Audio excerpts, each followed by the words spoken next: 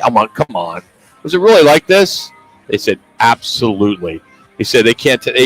I'm not going to go on record on who it was, and they don't want to go on record on who it was. But they said multiple times, he did some things that he shouldn't have done, or said some things he shouldn't have done, to the point where a lot of people in the office just kept rolling their eyes. Rolling their eyes, and a lot of this happened years ago. Well, that's where I wanted to follow up with what Sterling and I'm sure it's a lot different now than it was back then, and maybe that's why he only got 1 year. But guys, there's been some recent stuff in the last few years as well, too. Yes, but Earl Watkins can be one of those guys that can attest to that. That is true, but Sterling came out in his comments yesterday and did indicate in his comments that a lot of this happened several years back, and Sterling has gotten much better as an NBA owner. That's the way that at least Adam Silver phrased it. The other thing, too, is look at the constituency of female NBA fans, minority fans, a lot of those individuals affected in the Cardinals and the Suns organization with this.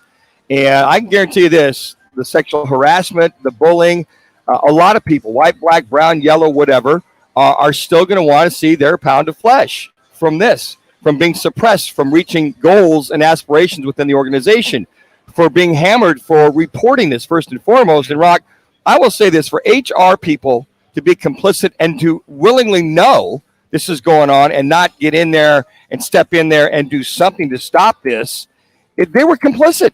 So those individuals, those HR people, or their bosses that allowed, and I know they're in a hard position. They're making 80, 90 grand a year. What are they going to do?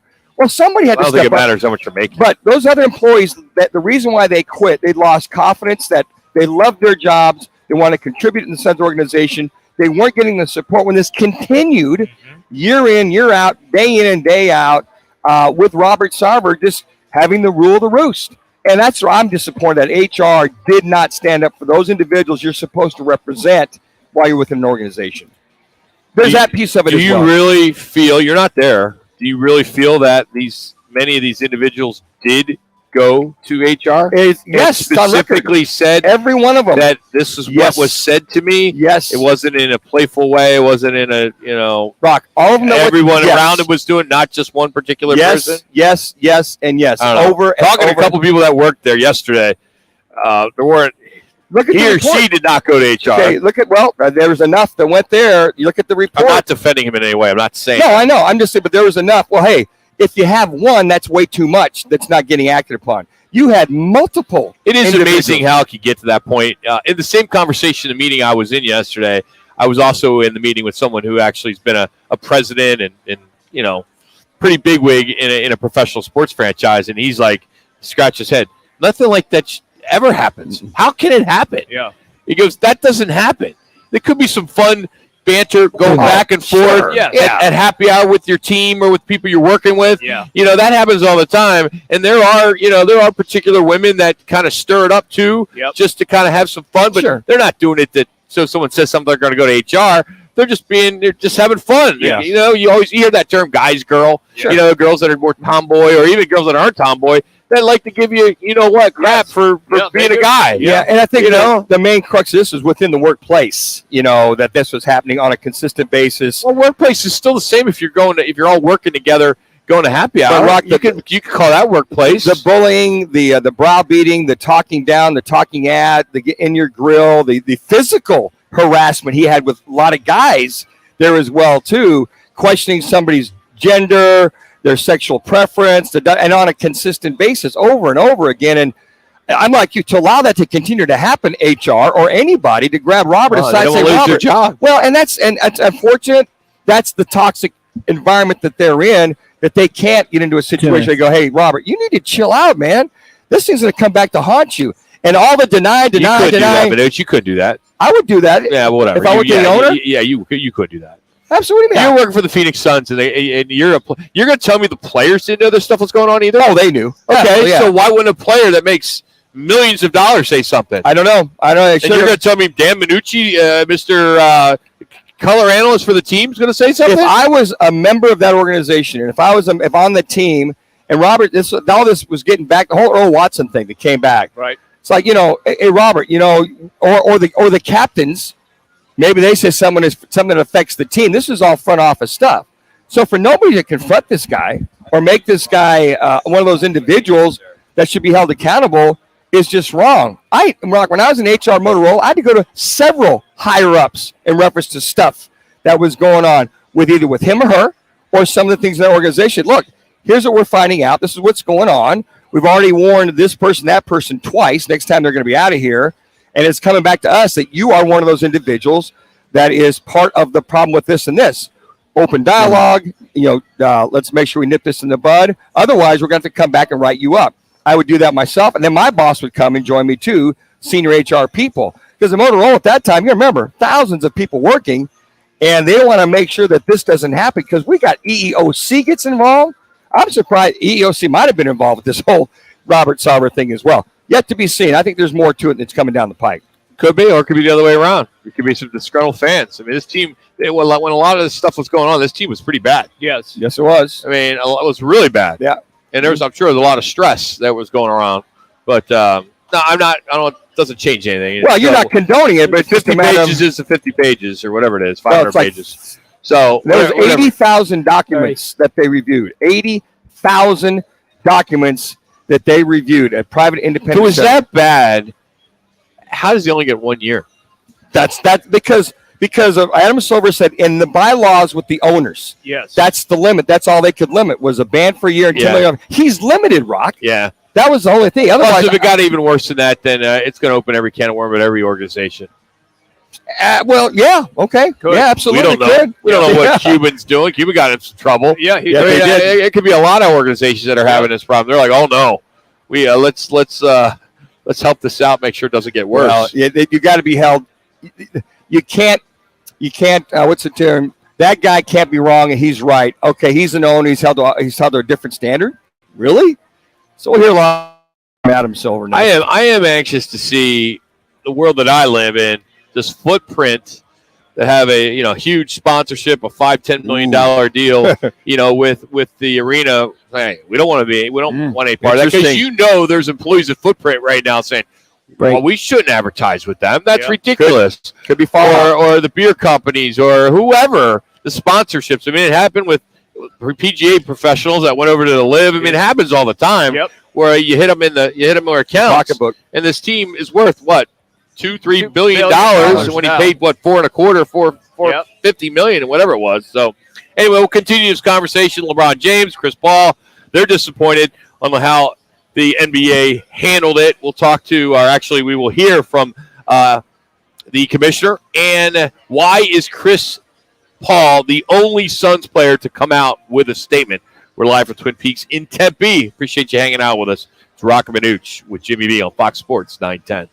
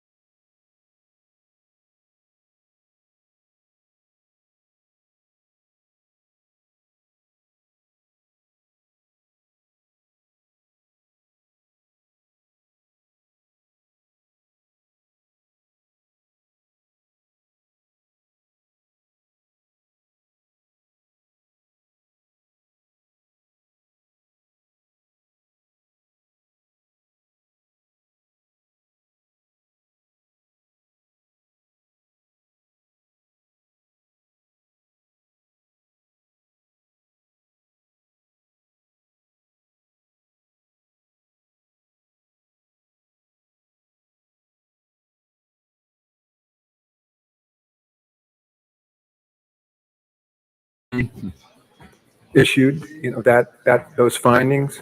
Let me reiterate, the conduct is indefensible, but I feel we dealt with it in a fair manner, in both taking 10 seconds, and then just set up the second one about special treatment. Not just those particular allegations, but you guys are right. Years in which Mr. Sarver has owned the Suns and the Mercury. That's the commissioner, Adam Silver. He makes what, 18, 20 million a year? Oh, easy, right. Yeah. He's earned his money on this one. Has he? That didn't sound very. I don't know. Tough predicament. Yeah. He doesn't have the right to take the team away. No, he doesn't. He's caught between a rock and a hard Yeah, he really place. is. He really is. This is something here that you hear the hesitation, This isn't in the commissioner manual. Hey, you have an owner who is doing this, and that. Well, this is what on page 74. It is how you're supposed to react. It is in the owner's manual but he's limited as what he can do. So the groundswell will have to come from maybe other, from players that are out there. What that means, we don't know. How that reacts, we'll have to see. Nobody from the ownership groups anywhere in the NBA has said anything, at least at this time. But yeah, he's limited. A lot of people would like to see more pound of flesh out of it, but he's kind of like, I've gone to the max, with what I can do under the bylaws of the governors and the owners of the NBA. You feel that Robert Sarver got special treatment? I don't know if he got special treatment. I just think that if there had been more that they could have done, they would have did more to him. I don't think it's any special. It's just, okay, for this particular crime, you're only allowed to suspend an owner a year. For this particular crime, you can only fine him up to $10 million. That's there in writing with their bylaws. Now, special treatment, no, I just think that's the max he can do. And that's what's written in the bylaws. He did do the max. I mean, he did that. He did. Mm-hmm. Okay, he could have come out and said, we're only going to fine him $5 million, and we're only going to suspend him 6 months. Right. But no, he didn't. He came out. Took it to the limit. He took it to the limit. Let's hear him talk about that when it comes to special treatment with Robert Sarver.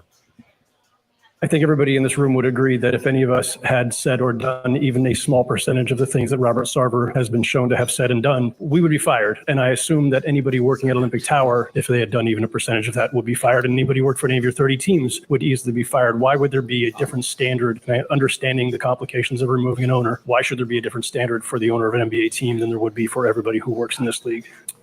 Fair question. I'd only say you alluded to it, Howard, that there are particular rights here of someone who owns an NBA team as opposed to somebody who's an employee. The equivalent of a $10 million fine and I don't know how to measure that against a job, but I have certain authority by virtue of this organization, and that's what I exercised. I don't have the right to take away his team. I don't want to rest on that neat legal point because, of course, there could be a process to take away someone's team in this league. It's very involved, and I ultimately made the decision that it didn't rise to that level. But to me, the consequences are severe here on Mr. Sarver. Reputationally, it's hard to even make those. You guys are potted down. To somebody who commits an inappropriate act in the workplace in somewhat about another 30 seconds versus what is a huge public issue now around this person. Tell me when to cut. So. Well, I don't know. Let it go. Let it go. I mean, in the future, we don't need to ever have the question of the reporter. That's what we would say. Here he is responding to this. It's all right. We'll get it. Got you. I wasn't sure, so I left it in there. Normally, I do take that out. Yeah, no problem. It's a very involved process. That way, it's not as long. It's different than holding a job. It just is. But this is all good stuff. Actually, own a team. It's a very different proposition. All right. The interviewer was Glenn Beck in New York, who asked that question. I thought he set it up extremely well. I found it really interesting what was said by the commissioner when he said, just what you and I laid out earlier, Manuch, was that he did what he could do. It was the limit that was available to him, and that's all he could do. That's it. Yeah, and Howard Beck, yes. And I will say this, that's it. He took it to the nth degree. Yes. It almost sounds like he feels bad without saying it, that he couldn't do more if he had to. Yeah, I could say, it felt like that. Felt like it. Yeah, and then, but as far as that. And he felt bad that he's even in that situation to do that. Sure. But with all the egregiousness, he said, I take it to it. He said the process is very involved about me having to force an owner to sell a team. I felt he left that a little open-ended. Yeah. So that might come from the owners when they meet. There you go. That they either force Robert Sarver to sell the team over this, or they force him from day-to-day operations indefinitely or forever. He can own the team, but he no longer can be involved. He's removed even after this year from there. So we'll see. It sounds like he's leaving this up to the response from the players and some kind of response from the owners. Then let's start right there. How come Chris Paul is the only one to respond? The Suns? That's it for the Phoenix Suns. He's also been the guy. Player rep. Day Player one. rep. Player rep. It's only been 24 hours. Head of the NBA Players Association. I think there's plenty of time for people to react. Yeah. I mean, there's been a lot of players that have reacted already. And, we talked about LeBron James. There's a few others. Jamal Crawford, Kendrick Perkins. I mean, I think it's smart that these other guys are sitting back right now. And then when they're ready, I think we will. I think we need to hear from the franchise and Devin Booker. I agree. Need to hear from him at some point. I don't care when, and I don't care what environment it is. Sure. If he does it, out doing practice or whatever, or he's in California, who cares? But I wouldn't be surprised to see them have a meeting together that no one knows. They have a little outing or whatever, and they get together at Chris Paul's house and said, "Hey, let's all be on the same page here, and this is what we're going to do." Yeah, I think that which. They preach to us, the fans, how much of a culture. And if that is truly the case, then maybe they will put it all together and have one guy as their spokesman. I would love for it to be Devin Booker. Even though Chris Paul's been through this already, got a lot of respect for Chris Paul. But I'm going to say this, and it may piss some people off. There are a lot of people that did not like Chris Paul before he became a Phoenix Sun. That is correct. I'm one of them. Yeah.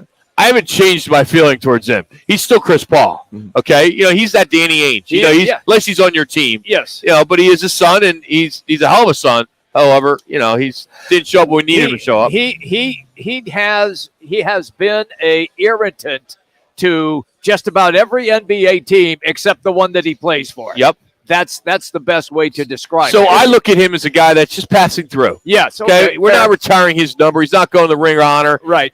Devin Booker needs to be the guy here. Yeah. Hands down. And I'm surprised. I am very surprised. Book, and to your point, Rock, he may not say anything till it's media day. He might say, but it's only been 24 hours, guys. I mean, but you got to let this thing settle. I mean, you think these guys are sitting around reading those 80,000 pages of I could tell you the leaders of this league, i.e. the LeBron James, the CP3s, a lot of the other guys I'm sure have gone through this, maybe once, twice, three times. But I think LeBron James, the first one to stand out, I commend him and say, look, this is very disturbing to see this. I'm sorry. When LeBron speaks these days, it's just noise. No, I disagree. I'm tired of him. I think what he said was he always has something to say on something. And then when you need him to stand up and defend something like you want him to defend it, what's going on in China and all that other BS, he's nowhere to be found. Well, there's a lot of truth to that. He's a punk. He picks and chooses that. But I exactly. He picks and chooses. You just don't like him. Yeah. No, I don't. I used to love the guy until he got into politics. Okay. I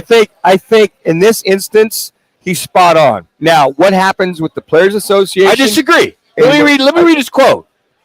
Because I read through Sarver's stories a few times now. I got to be honest. Our league definitely got this wrong. I don't need to explain why. Y'all read stories and decide for yourself. I said it before, and I'm going to say it again. There's no place in this league for that kind of what. Right. Okay, well. What's wrong with that? No. What's wrong with that? He said, I don't need to explain why. Yes, you do. LeBron, you can't just give us a little taste. Tell us why you have problems with it. Give us some specifics that you don't like. I mean, we all know what it is, but if he's going to take this role, be a little bit more specific then. Not just say, I don't need to explain why. He read it a few times. I think what's obvious, Rock, is that I don't explain why everybody feels the penalty is a light penalty. What he doesn't say is, I know we're limited in what that we can do. We need to do something or whatever. That's what he's getting at there. Is we can all explain why, because that's how you interpret it. That's that's how I interpret it. And I think that now what happens after this and what movement they have or what they can do to enhance this or get more, more out of this, we'll have to wait and see. We just need another NBA movement. Yeah, that'd be great. In this case, Rock, it's probably deserving of this. With what Robert Sarver's done, Absolutely. Well, this was wrong. It was egregious. And if that's all the commissioner can do, the whole league has to. They may, because not the employees of this particular franchise. What they're doing support of the employees and support of the minorities and support of the women. There's a lot of people they're supporting. They're standing up for those that can't.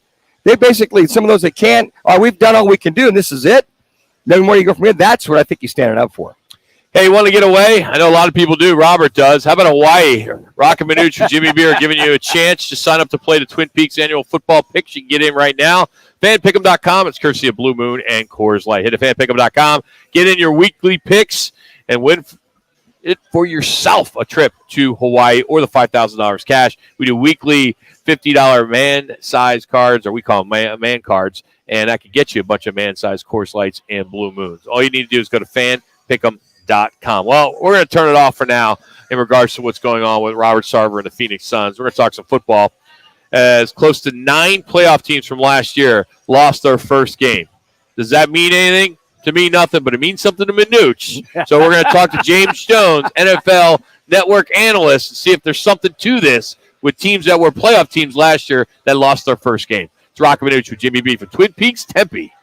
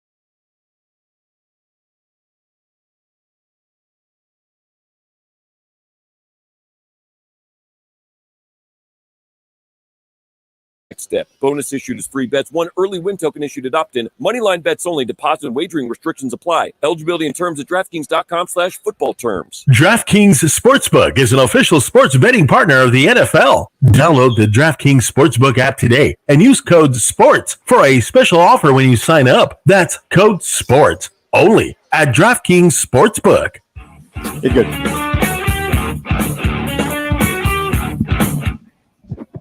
Keeping that Renfro on Derwin James. Guys are hot. 5 seconds. Adams, touchdown! Former Packer and Raiders receiver James Jones now joins us on Roc and Manuch with Jimmy B on Fox Sports 910. How we doing? James, you doing all right, boss? What's going on, fellas? Are you cruising around the valley, or are you in Los Angeles? Man, I'm in Los Angeles in the airport right now, man, just waiting on this flight to take off. So when you look at what you saw first week, Manuch is making a case that 9 teams that made the playoffs lost their first game of the season. Is that something to be concerned about, or it's just way too early to even start talking about that stuff? The only team I'm concerned about is the team that's right down the street from us, man, and that's the Arizona Cardinals.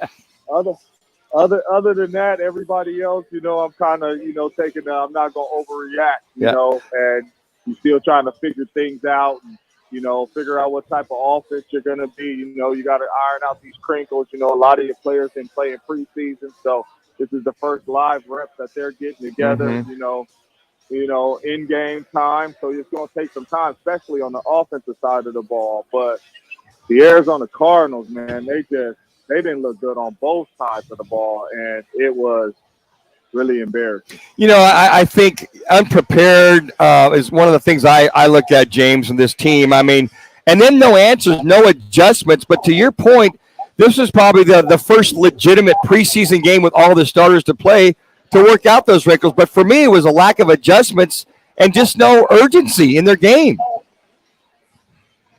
I mean, zero urgency. I mean, you talking about they can't get after the passer, They didn't make no adjustments on trying to get Patrick Mahomes off of the spot, And sometimes you gotta send pressure and hope that your guys can hold up on the back end. They did it a couple times, but they just really got out coached. And Kansas City put it on them. But for me, just the chemistry, man, on the offensive side of the ball, the lack of, being able to get after the passer on the defensive side of the ball. And I know J.J. Watt didn't play, but, those are two big things, And I know it's early in the season, but those are two big things, man, to really start panicking about. Did you feel, I felt this way, James, is that not getting the ball down the field, even on a few shots to Hollywood Brown, was surprising? They didn't do that more often, just maybe for a quick score, just take a shot? You know what? I truly thought that Hollywood Brown would have had the impact Devontae Adams Raiders at least the first week, And what I mean by that is you stepping on the field with your college teammate, you just knew that he was going to sling it all over the field to him. You know what I mean? And Hopkins is not walking in that building for 6 weeks, 5 weeks now.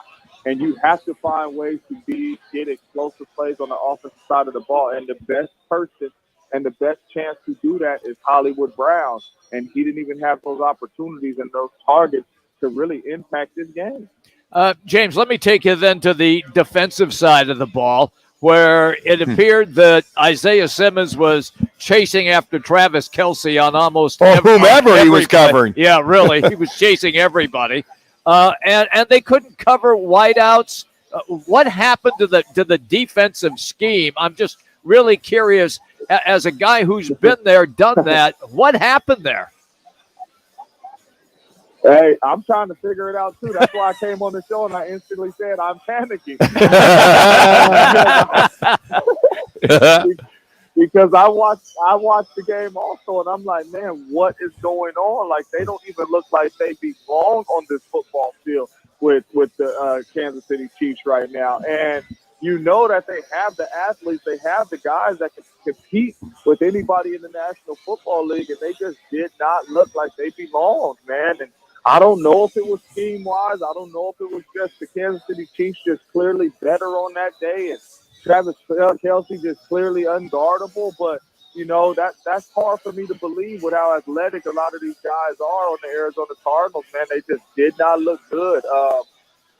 As you guys know, I coach Little League football, and I always tell our players, win or lose, all right, and especially lose, all right, you point it at your coach. Point your fingers at your coach, never at your players. So the coach has got to go in here and get this thing fixed and find ways to put these players in better situations to succeed. He's James Jones, former Packer, Raider, and on the NFL Network. All right, since you're a former Raider, and that's who the Cardinals have up next, how did your Raiders look last week, and can they rebound? And is this good timing to get a Cardinals team coming into Allegiant? Yeah, man, I don't have any panic when it comes to the Raiders, man, because I know, number one, that Derek Carr is not a guy a turnover machine like he was this past week, turning the football over. I think he had, 2-3 interceptions? Yes, 3. So, yeah. So I know that's not in his MO, and I don't believe that will happen again.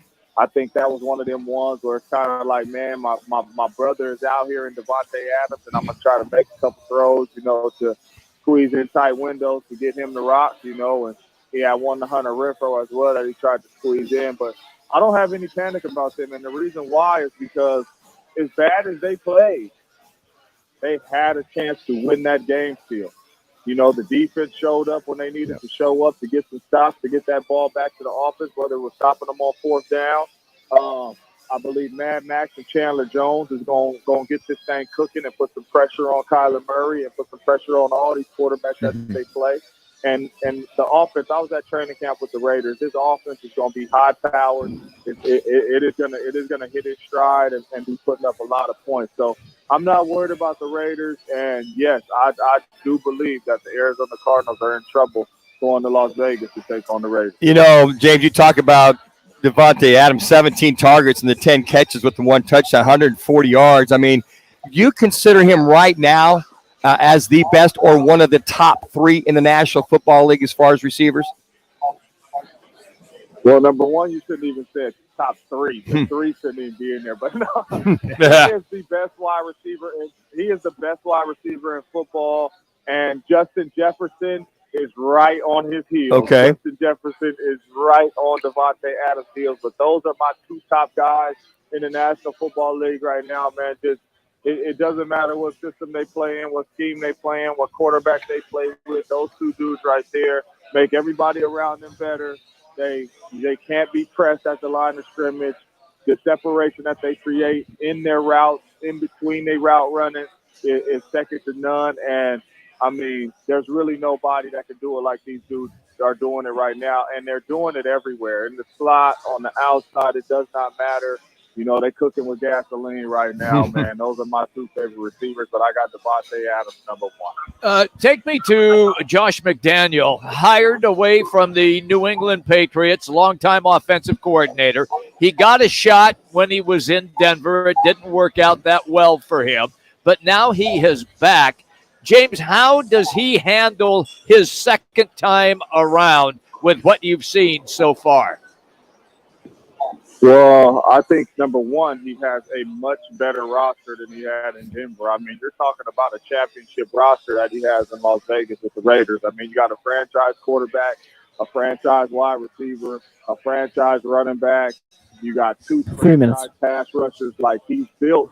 The team is built for success. And I think once Josh McDaniels puts his imprint on this, man, this team is going to be a very good football team. I mean, it's some people's Super Bowl pick, strictly because of what they have and the talent they have. But Josh McDaniels is took over a really good football team, and he's going to have them in situations to compete for this division and compete for championships for years to come, man. I'm excited about him. I love what he's doing on the offensive side of the ball, and the defense is just getting started.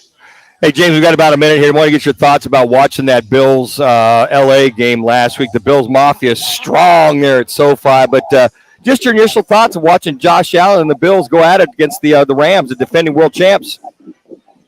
Yeah, you could still tell the Bills was a little pissed off about that Patrick Mahomes game. Yes.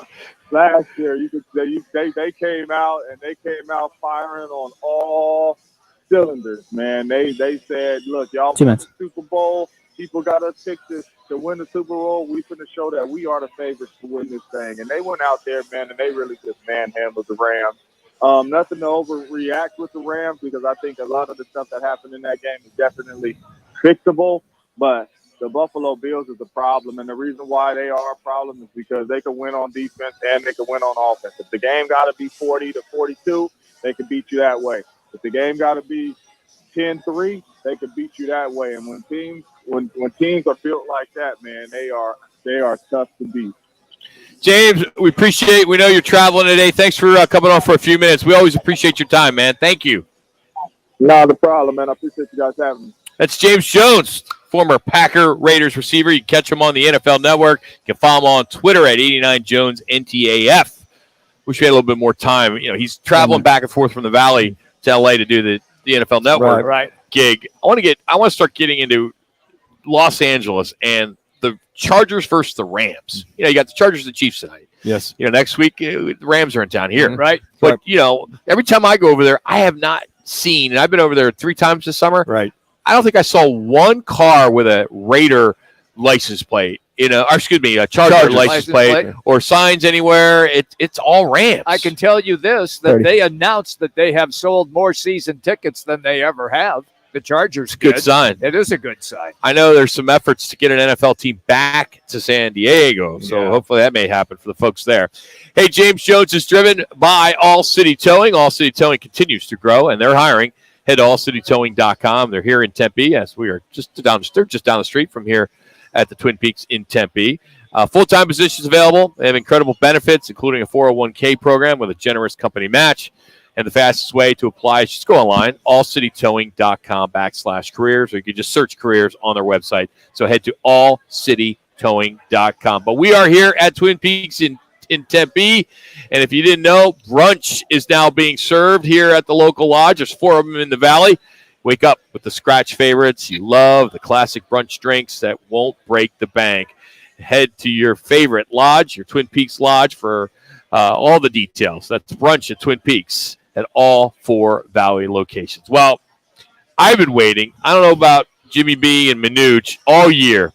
It's here. The National Toy Hall of Fame announced their finalists for 2022. Woohoo! The class, and you're not going to believe some of it. And we're also today, we're celebrating the 25-year anniversary of something I bet 99% of everyone listening has used at least 25 times. 25 times. You have any clue? Either one of you? Nope. No, I did not right now. Neither you, JB, usually get this stuff. Manuch doesn't, but you do. I'm letting it marinate a little bit. You're letting it marinate. I'm letting it marinate. All right, that's next. It's Fox Sports 9. Marinate this.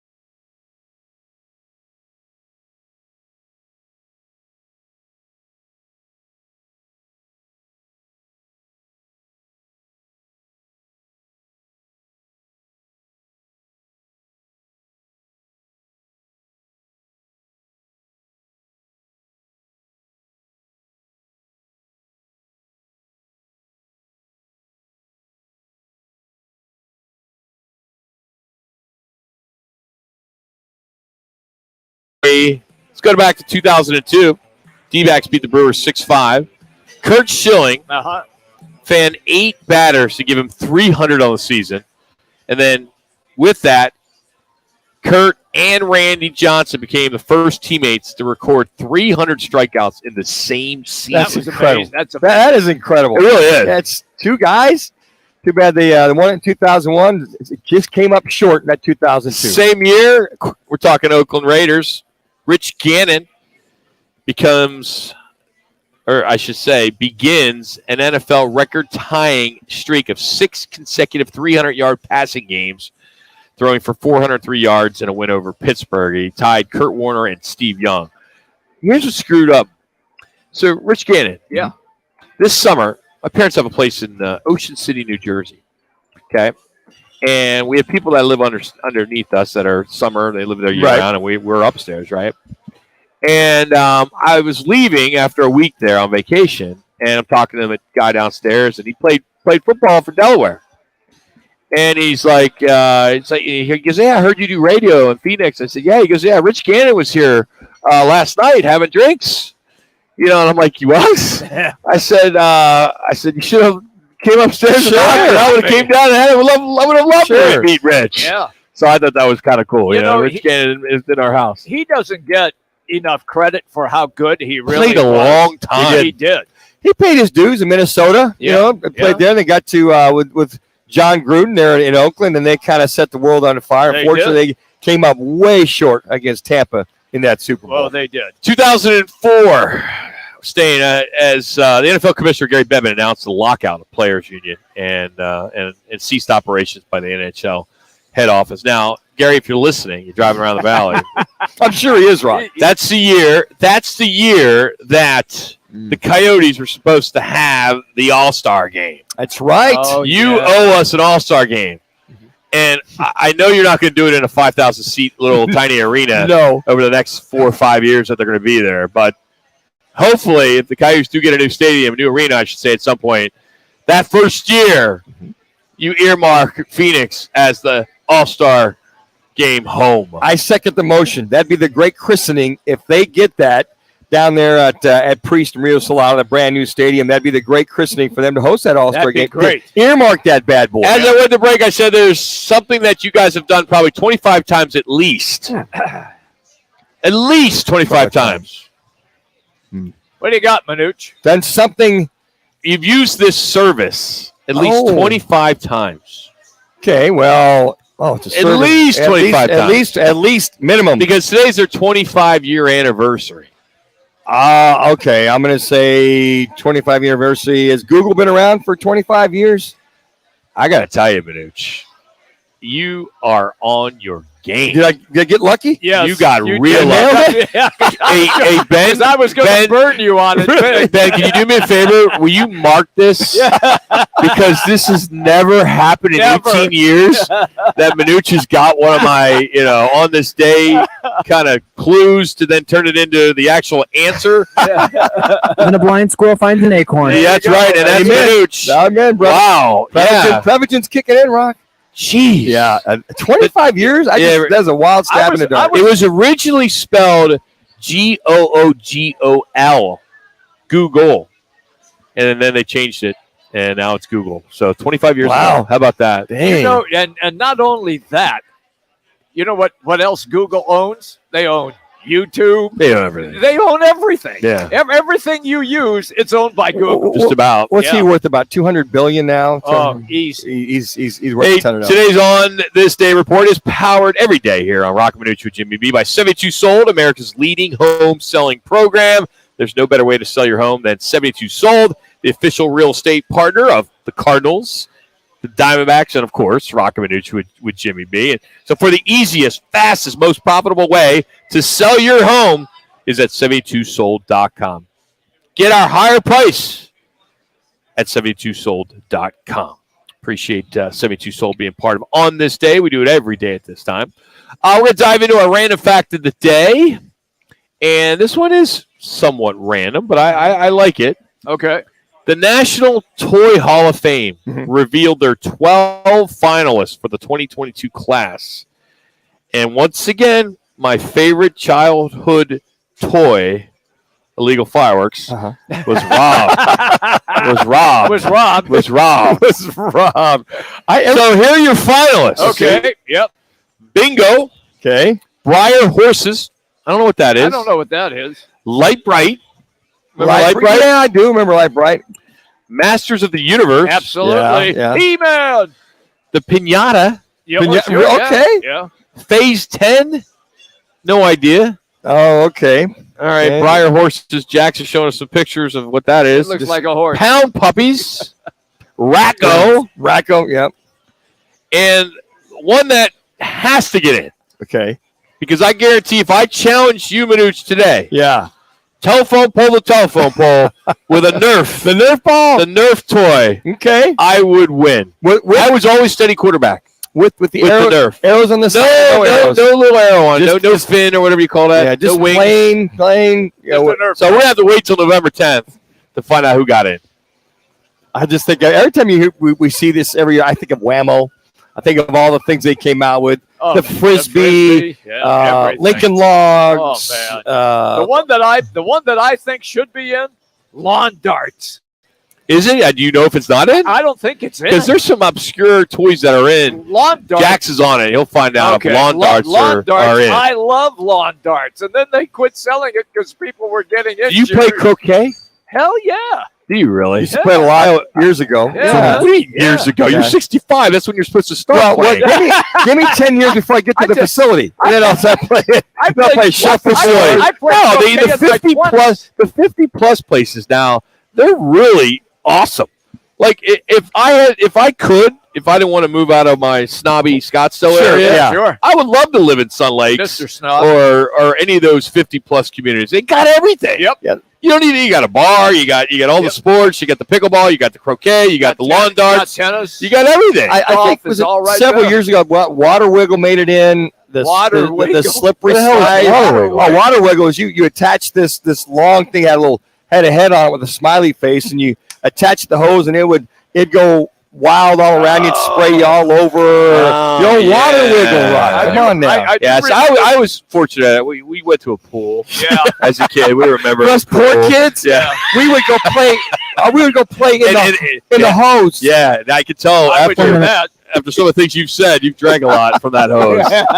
So I'm still around. Think about it. If you guys think about that, guys, it's like we all drank from the hose. Hell yeah. All the time. Yeah. Now it's like, can I get a bottle of water? Not only that, we shared the hose with everyone. Oh, yeah. We're with. That's crazy. And then the slip and slide. Oh, yeah. Oh, that was I would bad. love to Hey, slide. we're going to talk some Pac-12 football next. The play-by-play voice, Ted Robbins, is going to join us. We're also going to catch up with the chairman of the board, Randy Norton of the Fiesta Bowl. They had a big announcement this week regarding Al McCoy, so we'll talk about that. And you will have a shot at winning a $25 Twin Peaks man card for our Peaks Picks. It's all coming up in hour number 2. We are at the Tempe location. Thanks to our friends at Blue Moon and Coors Light. Hopefully by now you've texted Peaks to 55678. You can do it every day, giving away that backyard grill set. That's Peaks to 55678.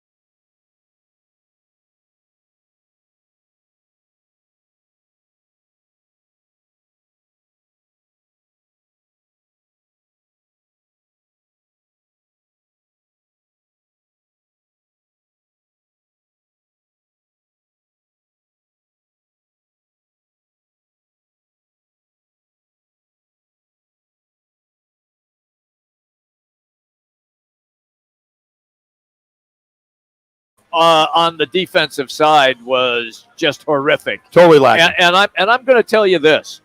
I don't know if Isaiah Simmons is going to have the green dot again on his helmet, but a lot of miscommunication with him with that green dot. I was just going to say that. I don't think I've ever talked so much about a green dot on a guy's helmet in my entire they life. Need somebody that can communicate. My entire life. They need somebody, a linebacker. I think you just give it back to Zaven Collins and say, look, kid, you got to get these calls right because there's too many guys out of position. It was the green dot first time ever. And if you're not in the game, let's say, because he didn't have the green dot during the preseason to be able to get guys in position and be able to kind of have a dress rehearsal with that coming into his head. So give it back to Collins, make him make the calls, and then just put Isaiah Simmons at a spot. Weak outside linebacker, put Vigil on the weak side inside linebacker, keep Collins on the inside strong side. 1 minute. Just let him play. And keep Isaiah Simmons away from slot receivers and tight ends. Because you got a pretty damn good tight end coming up this weekend, too, in Las Vegas and Waller. Safety Jalen Thompson was a surprise addition to the report today, the injury report. He has a toe injury. And Marcus Golden's re-injured his toe. He's toes, hamstrings, fingernails. Hey, before we catch up with the chairman of the board of the Fiesta Bowl to talk about Al McCoy, Randy Norton's going to join us. I want to tell you about 72 Sold. How can you not know by now that 72 Sold is the easiest way to sell your home for top dollar? It's Rock for 72 Sold. They have made the Inc. 500 list for fastest growing real estate companies in America, and they've been featured in Forbes, ABC, CBS, and NBC. You'd be crazy to sell your home any other way. So for the easiest, fastest, most profitable way to sell your home, head to 72sold.com. 72 Sold, the official real estate partner of the Cardinals and Diamondbacks, and now Roc and Manuch with Jimmy B. Go to 72sold.com to get a higher price for your home.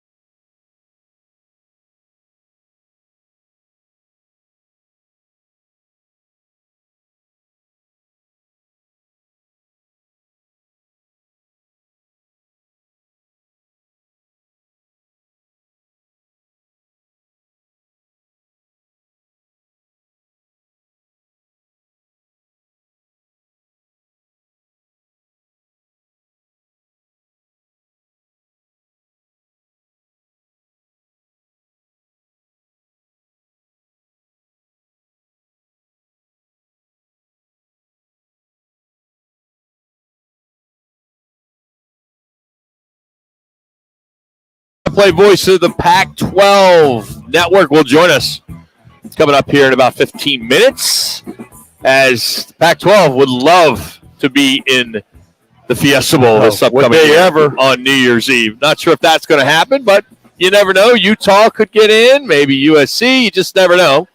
But before the Fiesta Bowl, there's always the Fiesta Bowl parade.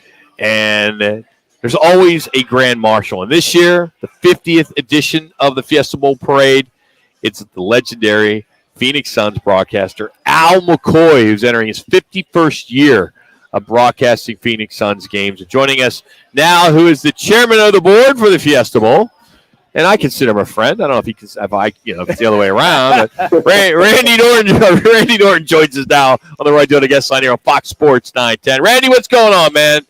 How are you? Gentlemen, how are we doing today? How are you guys doing? I gotta, you as the chairman of the board, you grew up, you played basketball at a very high level.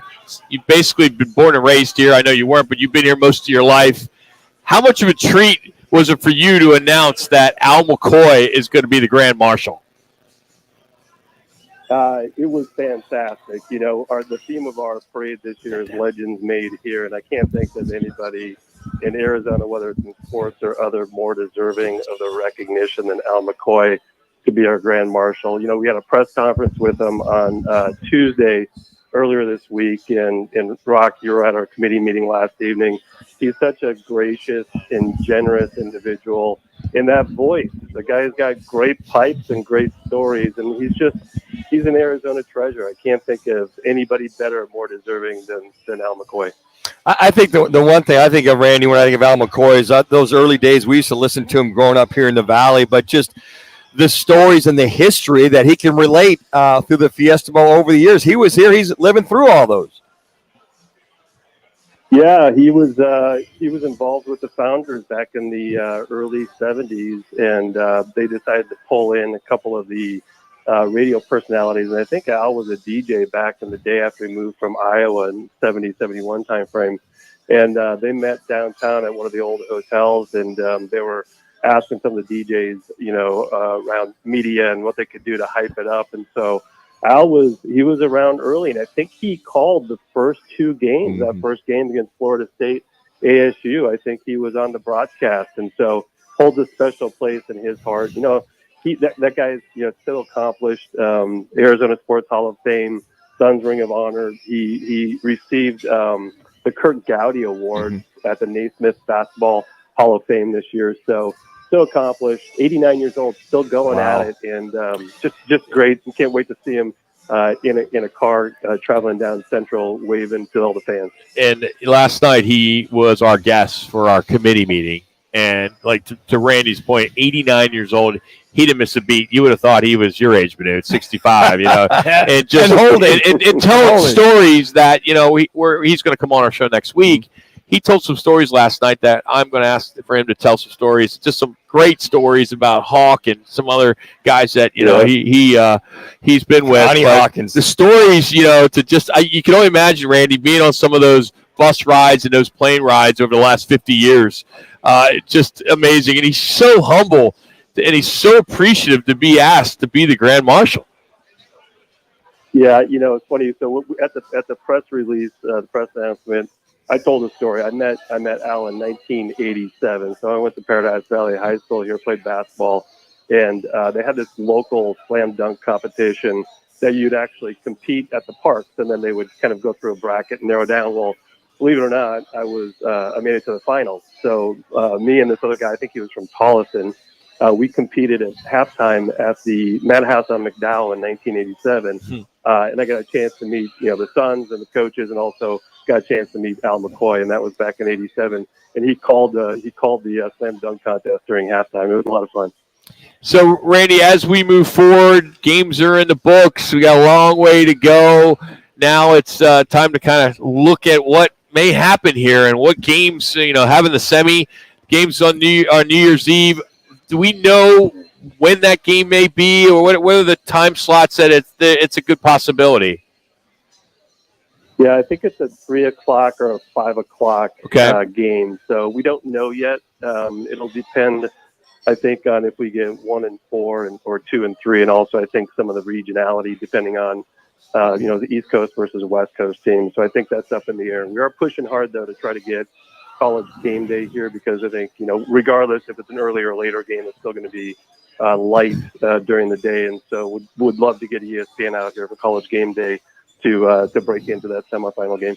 Randy, how excited is the Fiesta Bowl reference to the new playoff format, but 2026 or sooner, that with the 12 teams, the bowl games will be incorporated as part of those playoff formats? Yeah, I mean, we can only control so much, but I think it's probably going to be more likely 2024. So I think it's going to be sooner than later. And I think that there's going to be a hardcore press to expand beyond ESPN. I think Fox, CBS, maybe Amazon are going to be in play. So it's going to change the landscape a bit. But I think as far as the, for the 4 quarterfinals and the 2 semifinal games, they'll be played in the current New Year's 6 bowls on a rotating basis. I think that's the way it's going to go. And if it does go that way, it's going to be very beneficial for us because that means that we will always have either a semifinal or a quarterfinal game that would be played here either New Year's Eve, New Year's Day, or the first week of January. I think the one outlying factor, and I mentioned this at our meeting last night, is if the Rose Bowl decides that they want to stay traditional and go, Pac-12, Big Ten, which they may, that it could be a good marketing point for them. They could technically fall out of that New Year's 6 rotation. But there's so many dollars on the table, but they parlay that game so much with the parade, parade of the Rose Bowl parade, that it could be something that their board of directors are considering, but we don't know, and it's still early in the process. But it's an interesting perspective. But yeah, we're excited because we're going to have great games. The folks won't stay in town as long because those games will turn into more of a true, kind of a business meeting where they'll come in maybe a Thursday or Friday, play Saturday, and out either Saturday or Sunday because they have to go on to the next game. So it's going to be more like a traditional game week for some of these teams, but it's going to be great for fans, great football for the state of Arizona. I mean, we're going to have the top ranked teams playing here annually, and so a lot of people that just love college football will be able to come out and enjoy it. Hey, Randy, do you exchange conversations with other people like yourself at the other bowls? You referenced the Rose Bowl. Do you talk to people at the Cotton Bowl, the Sugar Bowl, Orange Bowl, et cetera, just to make sure everybody's all on the same page? Yeah, we do, and our staff does as well. They probably meet every 2 or 3 times a year to talk about operations and also share perspectives and best practices. So we are in contact with them. And when we heard about this late last year, we had several conversations with the CFP. 3 minutes. Earlier this year, I went out and met with a lot of the college commissioners to talk about our position to solidify the Fiesta Bowl on a national basis to make sure that we stay in the rotation and to get their thoughts around the potential expansion. And there was some discussion early on, but I think obviously it picked up speed over the summer here. And I think that even 2026 is a long ways out. I think it will be accelerated, but I think it's going to be good for college football. Some people might not like it, but I think it's going to be good from a playoff standpoint. And, high tides raise all ships. I think getting more involved is great for the sport, and it's great for the communities in which they play. Finishing up with the chairman of the board, Randy Norton, here on Roc and Manuch with Jimmy B, Fox Sports 910. We talk all about the Fiesta Bowl. We have, and rightfully so. For me, I've always been a fan of the Guaranteed Rate Bowl, the game that'll be played on the 27th of December. It's the 8-15 game, and this year, Big 10, Big 12. Randy, you and I worked together a lot of those games, and I pulled a hammy in one of them. But I think we fail to kind of give that the exposure it deserves because those teams that tend to play in those games aren't the ones that are getting talked about all season long, and they are just so glad to be in Phoenix in December because most of these schools are from some really cold weather cities. Yeah, I mean, you're right. You're right. The teams will come in, I think, on New Year's Eve or maybe even the day before. So they'll spend their holiday here. But the game's on the 27th. And it's, always a great matchup. I mean, last year we had, 2 lost Minnesota? It was a 3 lost Minnesota that played. So we've got great teams, and they travel really well. The Big 12 and the Big 10 teams travel well. They love coming to the Valley. They love staying at the resorts. They love golf. And then most of the coaches, a lot of the coaches and the staff and the fans, stay on for 4 or 5 days afterwards. But yeah, it's another great matchup. And if you haven't been down to Chase Field for a football game, I highly recommend it for everybody because it's a really unique and a very intimate experience. And that ballpark is just set up really well with sight lines, and you're close to the action. Great amenities down there. It's a lot of fun. I highly recommend it. And Randy, if any question, any doubt, you can always bring my K-State Wildcats in, who do very well in the guaranteed rate. They do travel well. They travel very well. Nothing else to do there. That's right. The home of the Little Apple, that being Randy, the Wildcats of Kansas State University. All 5 fans show up. Yeah. Randy, great stuff, buddy. We'll talk to you soon. Thanks for the time. Sounds good, gentlemen. Take care. Fiestabowl.org is where you get tickets for either one of those games, and they're up there right now, as well as the parade, which is, I think, 17th of December, presented by Lerner and Rowe. Kevin Rowe's, he's got his own float, and it's a big one. I saw the biggest float on that. I saw him sitting at the presser. He was right there. Kevin, oh my God! You think he's got a big head when he's on our show? Imagine when he's on parade route. Really? Hey, USC is once again the highest ranked Pac-12 team in the AP Top 25. It's the highest. The Trojans have been ranked since September 24, 2017. When they checked in at number 5 at that point. Utah, they're in at 14. That's third straight. They've been third straight week, that is, top 15. Are they the only ones that are in the mix to make the playoffs, possibly play in the Fiesta Bowl? Pac-12 Network's Ted Robinson will fill us in next. It's Roc and Manuch with Jimmy B out here at Twin Peaks Tempe. It's Fox Sports 910.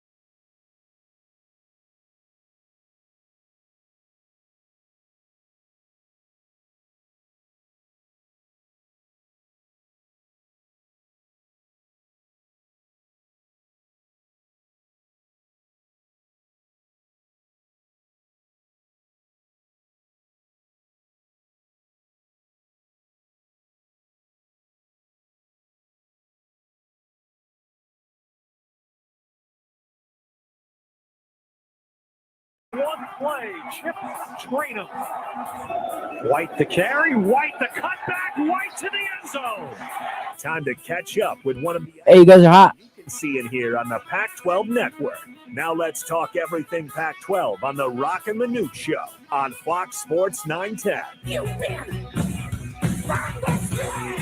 Let's get to it. Ted Robinson joins us now, Pac-12 Network, play-by-play voice, as he gets the call, the early one, the 11 o'clock Pacific kickoff of South Alabama and UCLA there in Los Angeles as the Bruins look to start 3-0 for the first time since winning their first 4 in 2015. And he joins us now on the right to a guest line. How we doing, Ted? Roc and Manuch with Jimmy B. Ready for some football? Nice to be with you guys. How was your summer? Doing great, man. Happy New Year. We're ready to go with you. Yeah. Exactly right. So, well said.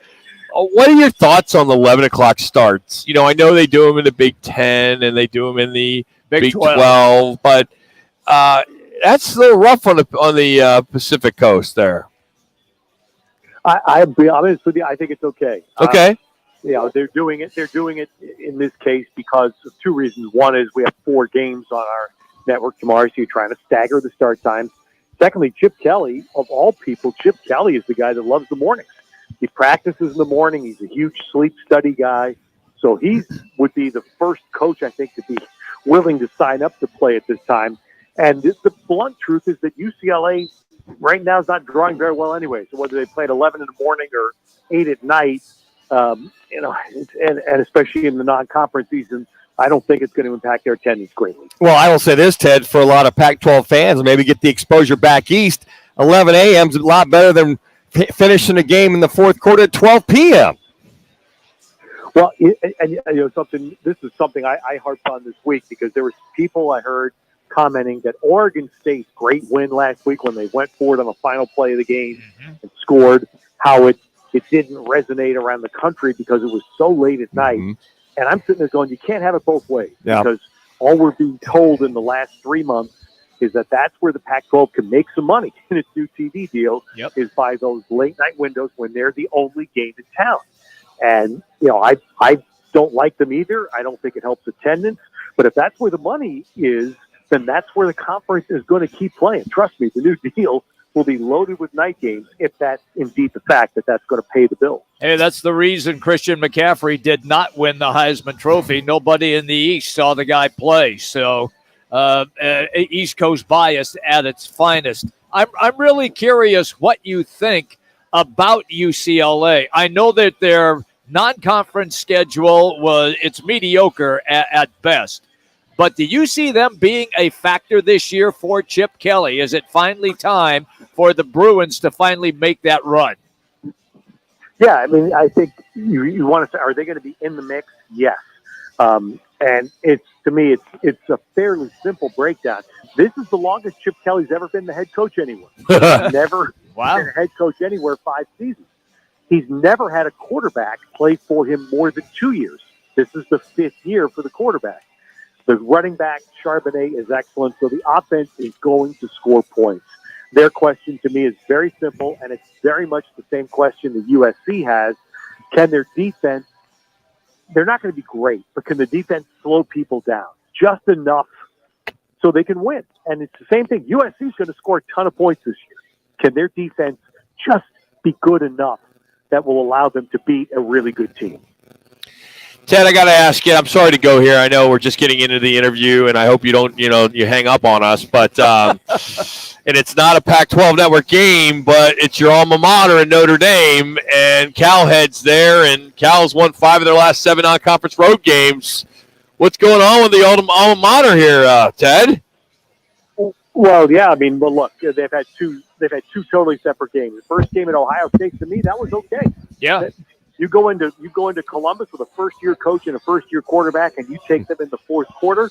I'm okay with that. Last week was terrible, no doubt, and they also lost their quarterback. So now you're going to have the second-string quarterback playing the rest of the year for Notre Dame with a first-year head coach, and they're still searching for who their top running back is. So I'm going to tell you, all of that adds up to the point that I'm saying Cal has a chance, a really good chance, because first of all, Justin Wilcox is an excellent coach, knows what he's doing. The quarterback, Plummer, played there last year. He started in that stadium for Purdue, so he's not going to be awed by the scene. And Cal would go in there and look at film and say, okay, well, at least we have confidence that we can. So what was, I believe, a double-digit game, if I looked at the line properly, there's no way that's a double-digit game to me. And, hey, if Cal somehow could pull off and double down on Marshall last week, that would be a massive boost for the Pac-12. Yeah, you look at the Pac-12 and you look at Utah losing that very first game. I think that they're going to be back on track, Ted. I really do. I don't think it'll be a problem. But, we talk about can UCLA get off the schneid finally. Basically, Oregon, USC, and Utah look like the three-horse race. Anybody, your dark horse, is it UCLA? Is it anybody in particular we're not even talking about that could sneak in the pack, so to speak? Well, right now it's Oregon State to me. I mean, they've had two very good wins, and they have experience. They have experience on both sides. They have very good defensive secondary. The corners are very good. Safety Oladapo has blossomed this year. I think Oregon State, is to me the dark horse. We haven't seen Washington play a quality opponent yet. That will change Saturday. But Michael Penix at quarterback gives them a whole different look. And watching them on TV for 2 weeks, they look like a whole different offensive team. So those would be the two. But, guys, I'll tell you, this Saturday, I think the two biggest games of the league are BYU at Oregon and San Diego State at Utah. Oregon and Utah need to win those games. If they lose, either of them lose, they're out of the national conversation for sure. And, if for example, if both teams lose, remember, they play each other this year. And, that means guarantees at least one of them is going to be a 3-loss team, which we didn't think we'd be talking about. And the other element to all this, Oregon, they want to be in the national conversation. They don't play USC this year. So they don't get a chance. And I think that's a negative. You want that chance to beat a highly ranked team in conference play to boost your resume. So that, even to me, puts way more importance on this game for Oregon this Saturday. Ted, are the two Arizona schools just an afterthought right now as far as the football season is concerned? Yeah, that's an excellent question. I wouldn't say afterthought. I mean, Arizona had a great week one. Terrific win. Yeah, big time. And I think, they're clearly ramping up. They have to make sure they don't slip this week, and that's what happened to them last year. They had that bad loss in non-conference. Can't have that. ASU, to me, is a question mark, guys, and I'll be honest, I haven't seen them yet. I did the spring game, but since the spring game, they brought in a new quarterback in Jones. Right. They lost Pearsall. They lost a couple of defensive guys. I'm completely up in the air on ASU. I'm not really sure what to make of them. And we'll find out pretty quick as they open up. Yeah.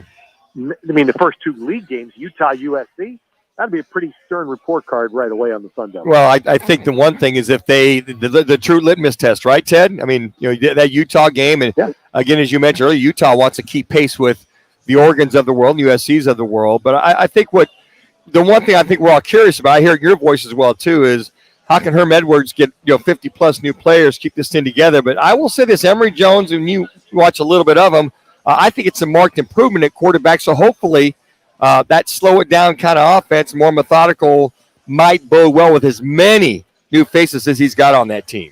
Yeah, and I'll just tell you guys what I was told probably 25 times when I was there for the spring game.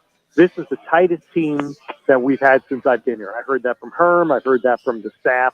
They all talked about what a great group of guys it was. And that was before Ricky Pearsall left and a couple of other guys left, and before Emory Jones came in, although we assumed that was going to happen. So if that's the case, if this indeed is that tight team, then that goes a ton towards fixing the problem you referenced, having all these new guys thrown together in one locker room. And, yeah, I mean, Emory Jones is going to have – look, 3 minutes. Seen from Penix so far, Washington, and Bo Nix at Oregon, is that these guys have played a lot of games on big stages in front of 80,000 bright lights, and they look it. And it's been a big improvement to me in the Pac-12 so far this year. The quarterback play in this league is far better so far than it was last year. And Emory Jones would have to be part of that. And the good part to me in the league is that there's only one school right now. Colorado's the only school that's uncertain at quarterback. Everybody else knows who their guy is. Mm-hmm. And that wasn't the case at this time last year. So that major, major step forward. And like I said, I think if Oregon and Utah both win at home this week, the conference gets through the non-conference season far better than it did last year, and at least gives themselves a fighting chance to make some noise in the conference season. Does your good buddy Joe Montana have some eligibility left? And then Chris Haynes at wide receiver, for that Notre Dame group. You can. Does Joe got a quarter left in him? Hey, guess what? I don't know if you guys ever saw the Montana story that was on They did a whole series on Joe. It airs on the streaming network Peacock, and it was on 2 minutes in the winter.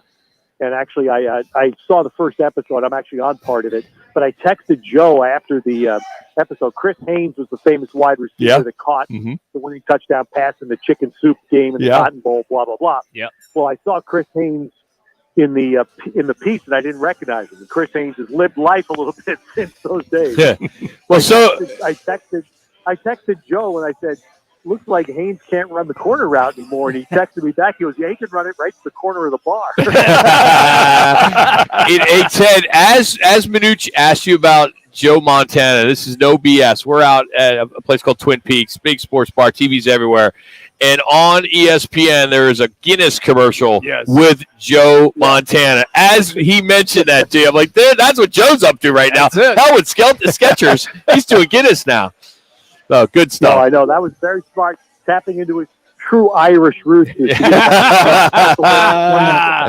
That's funny. Hey, Ted, as always, man, thanks, man. We always appreciate catching up with you.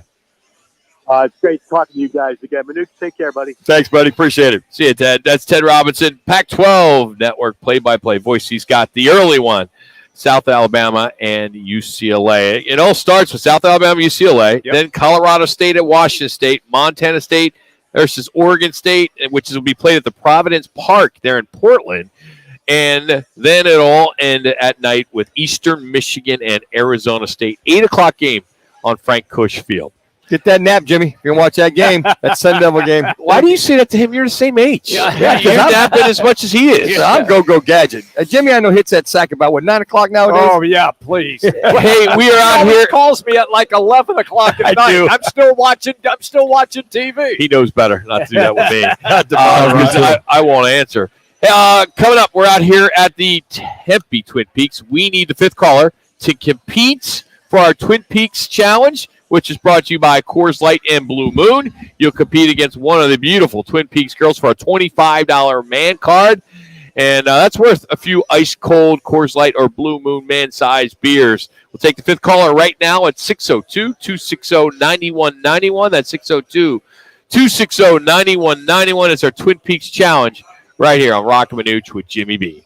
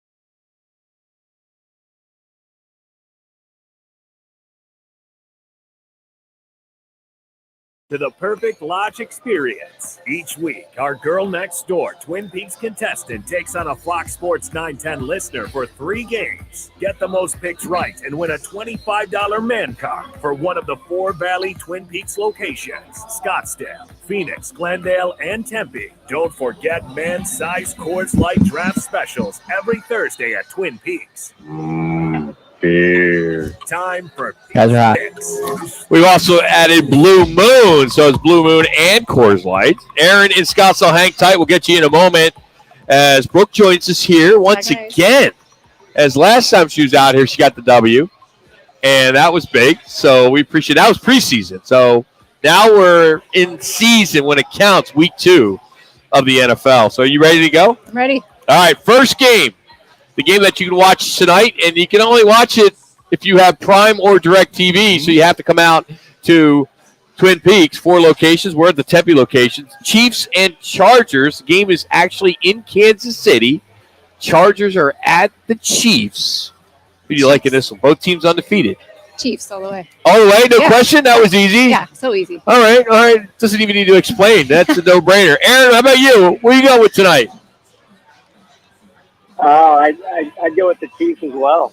All right, so 2 of the Chiefs. Go to the home field there. Okay, second game here. You got the number 12 BYU at number 25 Oregon. Game's at Oregon.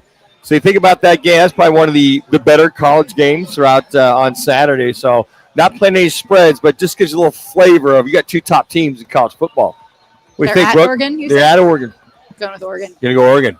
I got you there. All right. Aaron, what are you thinking?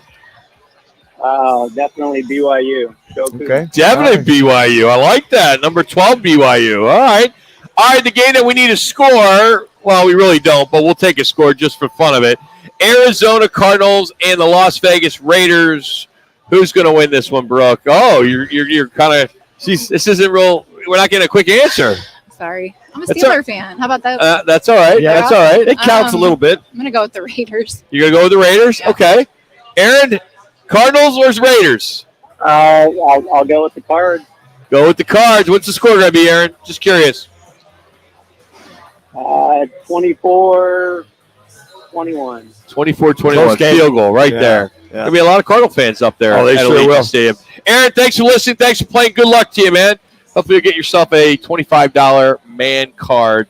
So tell us what's going on here. I mean, there's TVs on. There's a lot of people drinking. It's just a typical Thursday. Typical Thursday. It's actually slow. Is it? Believe it or not. It'll pick up. It'll pick up, though. It's definitely going to pick up. Yeah. So man-sized draft specials for Coors Light and Blue Moon. So that's always fun.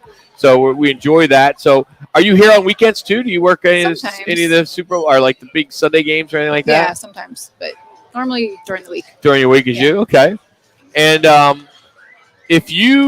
me ask you this. So what is the biggest pet peeve you have that you could say that's clean, with some of your patrons?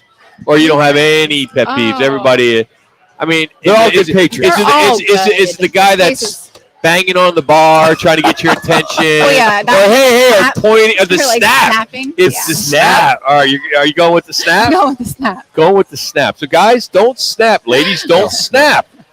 But more importantly, Rob, we got to ask her about her Steelers winning that game last. Yeah, we go overtime, game-winning field goal. Cincinnati tried to lose that game. I thought so too. Yeah, they did try to lose that game. But you got to be happy. I'm so happy. I heard he's going there. I'm going to Cleveland next Thursday. So next Thursday I'll be Cleveland to see your Pittsburgh Steelers. But no, I'm going to be wearing all my Browns gear, a hat, shirt. It's going to be cold. It's going to be great. But it's great. Yeah, it'll be fun. So, well, Brooke, thank you once again. Appreciate you stopping in and doing your picks, and we'll see how Aaron does. So they both had Chiefs. Brooke went with Oregon. Aaron went with BYU. And she went with Raiders. He went with Cardinals. So there you have it. 24-21, Aaron's going with the Cardinals. I think it'll be a close game. I got the Raiders winning this game. I just think that they've got too much weaponry with Devontae Adams and Waller, their fine tight end. And, again, they're going to be a little fired up. Their first home game, they lost to the Chargers last week. And I don't know what the hell the Cardinals are going to do. If they can just have 53 healthy bodies, and if 40 of those healthy bodies or 453 can at least be 100%, that's going to be key for this Arizona Cardinals team when you really stop and think about it, because what happened last week, they can't but not improve on the debacle that was last weekend. Just amazing. By the way, just looking at our results. Yes. So it's been a 2-week winning streak. Brooke won on the 8th. Mm-hmm. Then Fran from Scottsdale's Twin Peaks, she won last week. Yes. Prior to that, our listeners won 2 weeks in a row. So it's been a tight season so far. Yeah, it has. Yeah. I remember last year the girls were on a roll. Absolutely roll. They were knocking it out the park. You remember the record? I want to say they won at least 75% of the time. Well-founded women with the experience and knowledge. Hey, if you haven't done it yet, if you are looking for a new grill for your backyard, a backyard grill set, we are giving you one away. Well, Twin Peaks is, along with Blue Moon and Coors Light. All you have to do is text PEAKS to 55678. That's PEAKS to 55678. You'll be entered to win this customized backyard grill patio set, courtesy of, as I just said, Twin Peaks, Blue Moon, and Coors Light. You can enter once a day. Standard message and data rates apply. Again, do it each and every day. It's easy. Peaks to 55678. Be kind of cool to win this. I think it's valued at like $7,000. So you actually get to customize it, how it's going to work in your backyard. So, or if you don't have a backyard, you can always re-gift it. You would re-gift it, wouldn't you? Oh, I've got a backyard. I'd use it if I was eligible. Oh yeah, I'd be all over this bad boy. I would use it. So you just have a little round. No, I got a Weber grill. I got a pretty. You good have a size Weber? Yeah, I got a pretty good sized Weber grill. I can't imagine you spending the money on a Weber. Oh, brother, I can see you getting whatever's like, at Target on sale. No, when it comes to barbecue, and I get the best. When was the last time you went outside and barbecued? Saturday night. I go out every Saturday night. Every Saturday night. Put me in my place. Where Yeah, did you barbecue? We did some ribeyes. Wait. That's not a we thing. So your wife's doing all the work. No. She'll prep the steak, marinate it. Yep. And then I go out there and I grill it. I make sure the baked potato's good, the asparagus is good. Make sure those mushrooms are on the grill too. Put the butter on them. Maybe they're all set to go. Get the timing, get all that set up too. If we got to go crab legs, we'll surf and turf. Okay. Put those in the oven for 15 minutes. It's all about the timing, making sure it works out right. Let me ask you, because you are a lot older than I am. It's still 11 years. Yeah, it's a long time. By the way, it's a tomahawk I did this last weekend. You did a tomahawk? Oh, brother. Really? I'm proud of myself, man. You should be. I'm patting myself on the back. They're hard to cook. Yeah, they are. It was my biggest question, are you wearing your slippers when you're out there? No. I got my sandals on. No slippers until. Are you wearing sandals or are you wearing slides? Trying to be young like the kids? No. I got my sandals on. Do you wear regular sandals? Not slides. No. You wear the slides they call them now? Not wearing no slides, Rock. No, I've got my sandals I don't on. believe you. I think you're wearing the No, I'll take a photo. Next time I'm out there this Saturday, I'll be grilling on the grill. Got that. Always make sure I got an extra propane tank over there just in case I run out. Got the extra propane tank over there. Got my Weber grill there. And that tomahawk was the best. I'm telling you, the best, Jerry. We have no evidence of that. So, hey, coming up in hour number 3, James Jones is going to join us, former Raider and Green Bay Packer. We're also going to catch up with we're gonna catch up with James Jones. We are also going to catch up with Howard Balzer. So looking forward to catching up with him as we'll talk some Cardinal football with him and who let the dogs out. We're going to get into that right out of the gate at 3:00. As I'm pretty happy about it. You're kind of on a roll right now, Rock. No, it's our first week. 10 How's that seconds. a roll? No, but I mean, as far as Ben and I were the only ones that won. But you led in the fan pick'em too. You're of course. Yeah, there you should be going on that. Fanpick'em.com. You should be going to that junket with the I'm Cardinals. ready to get buy me a Coors Light. Hey, did you tape the James Jones?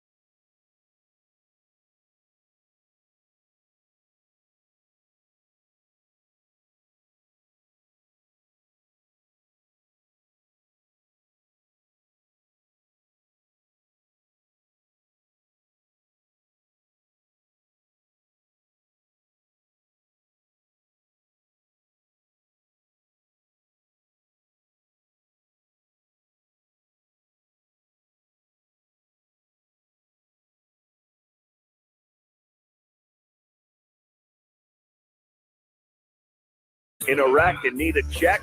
Make one call, that's all. 602-977-1900. And always online at Lerner and Rowe. You guys are hot. Now time for Calling All Sports with Roc and Manuch with Jimmy B on Fox Sports 910. It's a Thursday. That means we're out here at Twin Peaks. Today, it's Tempe. Next week, Glendale. Woohoo! West Side. There we go. That's the busiest of all four. It really is. Twin Peaks. Yeah, it's slammed. Always a lot of fun going out there. This place will be slammed tonight for the game. Especially when you can't watch it at home. There you go. You know, you don't have DirecTV, do you? I do. You have DirecTV to it? You're Cox. So you're right. So you're taking tomorrow off because you can't watch it. No, we do have Amazon Prime, though. You do? Yes, so how are you do. going to do it? Just watch it on your phone? Because your wife ain't going to let you do that. She ain't going to let you turn on you'd a be Chargers-Chiefs game. Now, if the Cowboys were playing, she'd probably allow it. They're all over that. They love the Cowboys. Yeah. But you're not going to watch it. You're just going to tell me I'm going to watch have to the watch a highlights. replay somewhere tonight at some point in time. I don't know how I'm going to do that. NFL Network. Go to YouTube, NFL Network. By the way, it does come on about at midnight. Yes. The replay of the Thursday night game. It does. So I'll watch like the first half or go to YouTube, watch all the highlights. Then he'll probably call me. Call you. Jimmy, you watching this play? 1:30, Jimmy. Did you see that pass by Mahomes? Oh, that Tyreek Hill who? Yeah. We are out here because of our good friends here at Twin Peaks, Blue Moon, and Coors Light. Man-sized draft specials to kick off the football weekend here at Twin Peaks, all four locations. And we're pretty excited that we are hooking you up, if you were listening as we went to break, a nice customized grill patio set. And you can win that by just texting Peaks to 55678. That's Peaks to 55678. Standard message and data rates apply. This hour, we are going to we're rescheduling James Jones. We'll catch up with him in another time. But we are going to definitely get into our dog picks of the week. And that is where we are all participating for charity at our own money. So if you win, and I think we may have to change this. If you lose, you should have to pay, right? Yeah, Sure, yeah. That's a deal. Okay. Yeah. Let's just change. And if you want to throw money in, you can. So what we're doing is we're using the Arizona Humane Society. Yeah. And it's our underdog pick of the week. And if we get our pick right, it's up to you if you want to donate the $25. Sure. But if you lose, you're definitely putting in the $25. We're going to do it all year long. Yep. And all five of us. And at the end, hopefully we'll be able to write a fat check. Yep, we will. Hopefully we'll have a couple partners of ours that'll want to match what we donate. That'd be very nice. So we'll do that. That'll be coming up here in about 15 minutes. Got to get caught up on what's going on with the Arizona Cardinals. Howard Balzer will join us. J.J. Watt at practice today. But still not sure at what level he will be on Sunday. But I'll take a 50% J.J. Watt than a no J.J. Watt. Sure. Yeah, he might be healthy enough just as far as run defense is concerned, because that's going to be the nemesis. And I can tell you this: you got the Raiders who run the football very well. Derek Carr, balanced attack. They're going to need some kind of stop. Where their pass rush is going to come from, I don't know, Rock. It's going to be interesting to see how they get that, how they create it. Vance Joseph could not create any kind of a pass rush. You lost when you got Chandler Jones on the other side of the football field on your sideline, who the guy was. He was your nemesis last year. And then, Marcus Golden was a non-factor last week. I think we could see that toe still bothering him a little bit. He dropped a 50-pound weight on about 6-7 weeks ago. Right. He's got a little bit of a toe injury now, so I don't know if he re-aggravated that toe or not.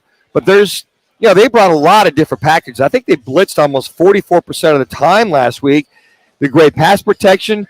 And then with a guy like Patrick Mahomes, he's going to get rid of it. Andy Reid totally expected, totally outcoached Vance Joseph and got the ball out quickly when he had pass protection. No sacks. Mm-hmm. He was only hurt a couple times. Didn't really run it a lot. And when he stepped up in the pocket, he looked downfield. He had guys wide open. Not only wide open, but wide ass open down the field. And had the big gains. And if there's one thing I think the Raiders learned by watching the Chiefs tape is get the ball out, how to expose this secondary with this Arizona Cardinals team. And no, they don't have any much of a run defense per se on top of that. All right, which brings me to Josh Jacobs. You're going to see the Raiders really pound the football. And if they are having success, in other words, if they don't put 7 in the box right away, you're going to see a dose of Josh Jacobs up the middle, right tackle, left tackle, quick little flares around the end. You're going to see a lot of him in that game early and force the Cardinals to do something else, because when that happens, that opens up the passing game. And hello, Devontae Adams. And that's where Andy Reid totally that's a scary thought. It is. And that's where Andy Reid totally outcoached Vance Joseph. Yes. He went with a heavy dose of running game initially. Yes, he did. They really couldn't stop. Right. And you're gouging and gashing and gouging. All of a sudden, that opened up their passing game, a little play action. And then there's this guy named Travis Kelce.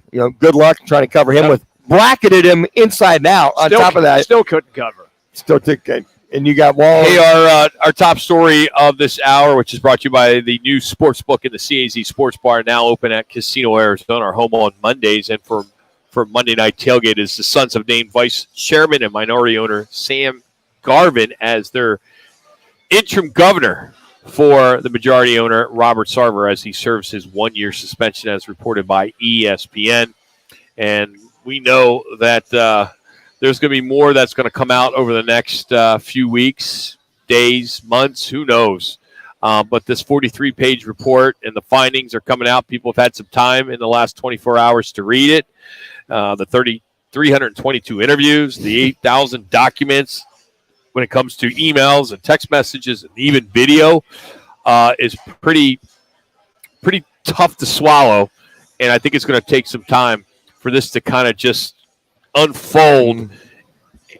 And who knows what Robert's going to do. He may, at some point, just say, I'm done. I don't want to deal with this. But I find it difficult for him to do that. For a guy that likes to be at center court with a foam finger, I can't imagine he's going to be somebody that's going to walk away from this. He's probably going to try to fight it as long as he can. Well, that ego's ginormous, Rock, and to sit there and to give it away, I got to feel he might come back and be bowed up and say, "Well, I told you so. Nobody's going to force me out to do anything." And what sucks, it sucks that this happened. First of all, and that he even went down this road, but he's done a good job of getting this team to a finals, a team that's championship worthy. He's been there with the really bad times, and now it looks as though he's no longer going to be able to benefit if this organization, the minority owners or whomever decides, hey, this isn't going to work. Or let me add to this, is if he's still in control, after this 1 year, if there's a lot of free agents that are out there, would they want to come into this organization? For him knowing that background. True, that's fair. But, the 18 minority owner, something like that, right? Yes. Yeah. He's not going to talk to anyone. You're going to tell me that if you own something, correct, you own it. They're going to be talking to and him. somebody's telling you to not get involved, not to talk to anybody, stay away. That's BS. Yeah. He's still going to be involved. Yeah, he's still going to get the decision. What can a minority owner? What can Sam Garvin do? If Robert's telling him on the side, or he's telling somebody to talk to him, right? Somebody in his entourage, straw man or something like that. and says, "Hey, you need to trade Chris Paul today. Yeah, get rid of Chris Paul. Yeah, he's not good for my situation. Who unload him? Who's got suspension patrol? No, you're right. Suspension police. Who's got suspension patrol? He's going to have a bag man, is what he's going to have. No, you're right. That's what he's going to have, and that guy will be the go-between Garvin and Sarver. It's like a mafia setup. There'll be a bag man. And at that point, how much is the NBA? They've done their thing. Are they going to really monitor that to a point? Now they have to. They do, Rock. But I mean, you know what I'm saying? They may even say, "Hey, that office down there on the hallway, it used to be so and so's. Well, let's put somebody in there." Or do we have the right to check your cell phone or your phone records or whatever? I don't know. Do they? Is there something in the contract when you buy a franchise that says that the NBA has full control over your investment? Well, we saw that, with the bylaws. I don't either. How can that happen? I can't. Adam Silver, we don't know what else is in those bylaws, but Adam Silver did the most he could do according to the bylaws as far as the fine and suspension. Correct. Now, whatever the fine print reads about, if you are suspended, we will check this, and this. Nobody's dived into that or given that information. So if there's some fine sleuth out there that can pull the bylaws of the NBA owner's manual out there to say, And the way we're going to monitor this is you got to turn your cell phone in weekly for us to check it or whatever it is. But I'm like you, Jimmy. I'm like, okay, there's going to be some kind of communication that's going to get out to Robert Sarver. He's going to send smoke signals out. Yeah. Okay. Trade, to your point, like trade him or get rid of him, or no, I'm not going to pay that. Or what if there's some major trades? If you they come down in January. If you are the owner and you have a chip on your shoulder, and most owners do, who's to stop him from saying, unload Chris Paul? Oh yeah, it could. I mean, he's the voice of the NBA on the player side. Is Sam? That's the last guy you want on your team. He's sitting at a Twin Peaks in San Diego. The bag man shows up. He gives him the instruction. The bag man gets on a plane, flies into Phoenix, and tells Garvin tells Garvin, "This is what you're going to do." And then Garvin scrunches it up and he eats it. Yeah, so there's no evidence. No, there's nothing written. Well, you can't have anything written. It's all got to be. Yes, it's got to be in person. All word of mouth. The bag man has to have a conversation with Garvin in person. Hey, this is what you need to do. Yeah. You're the interim.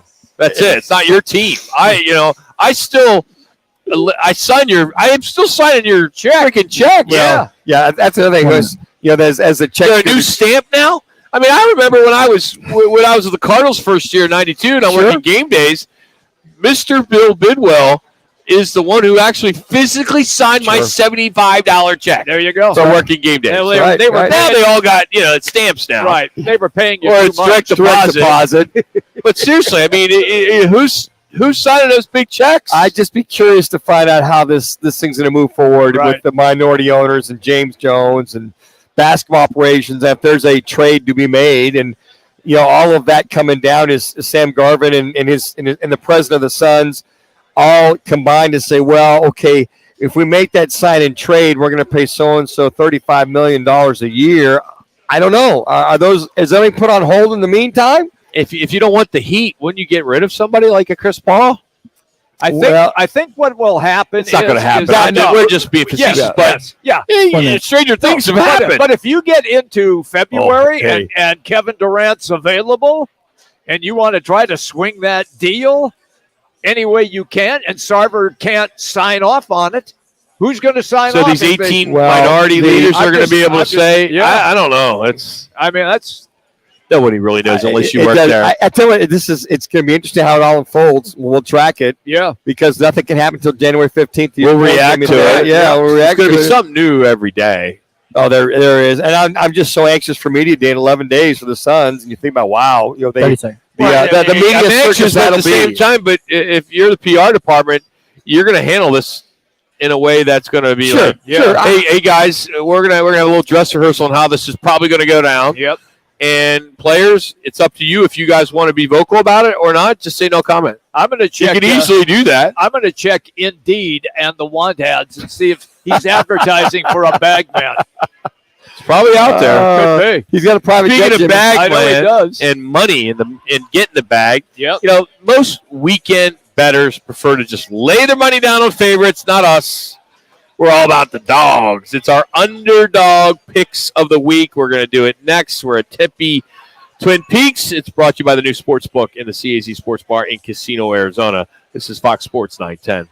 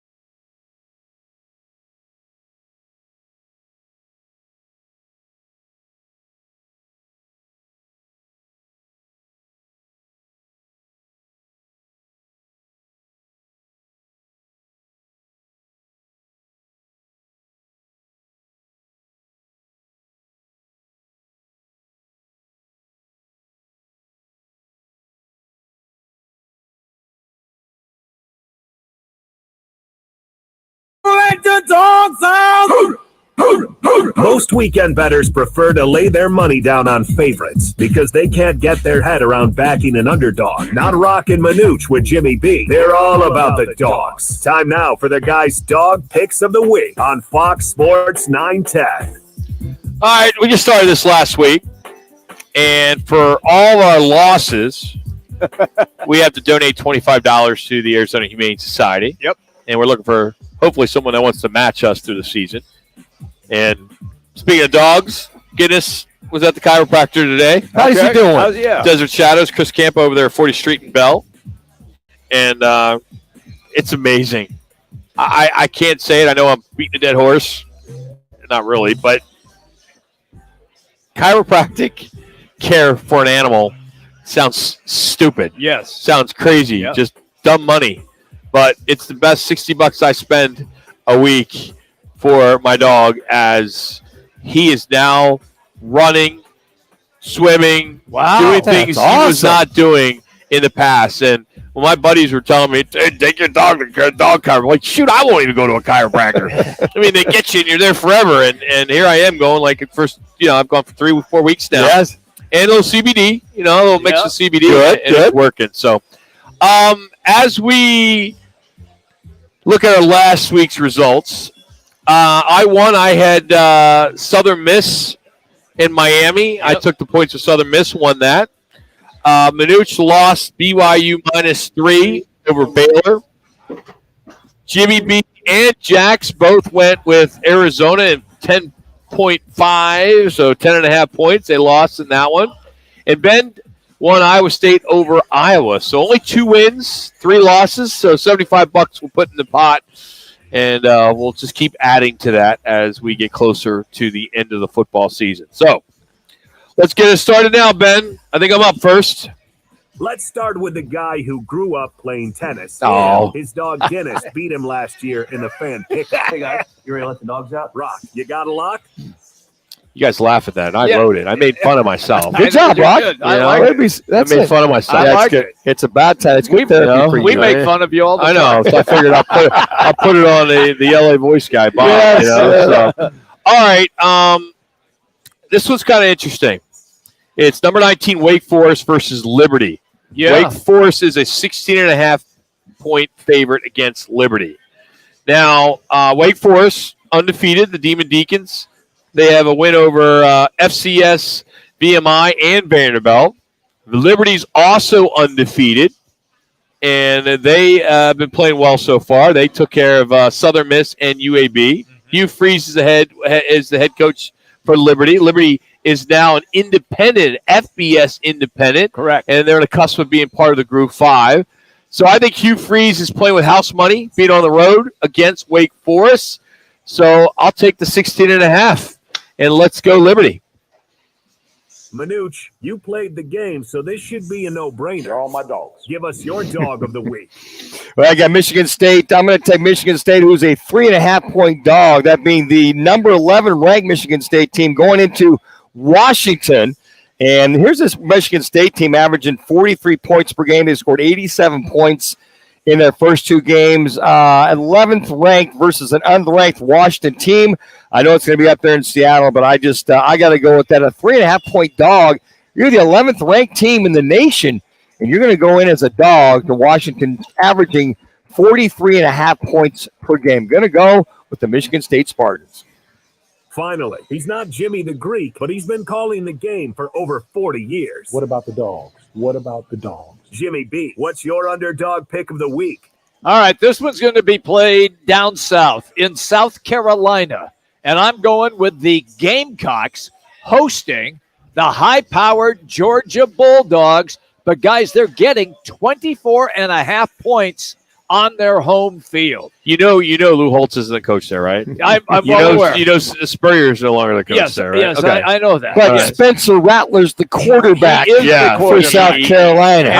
I watched South Carolina last week play Arkansas on the road. They were in that game the whole time. Okay. So I am going to go and lay the 24.5 and take South Carolina, the Gamecocks, over Georgia. How about you, Ben?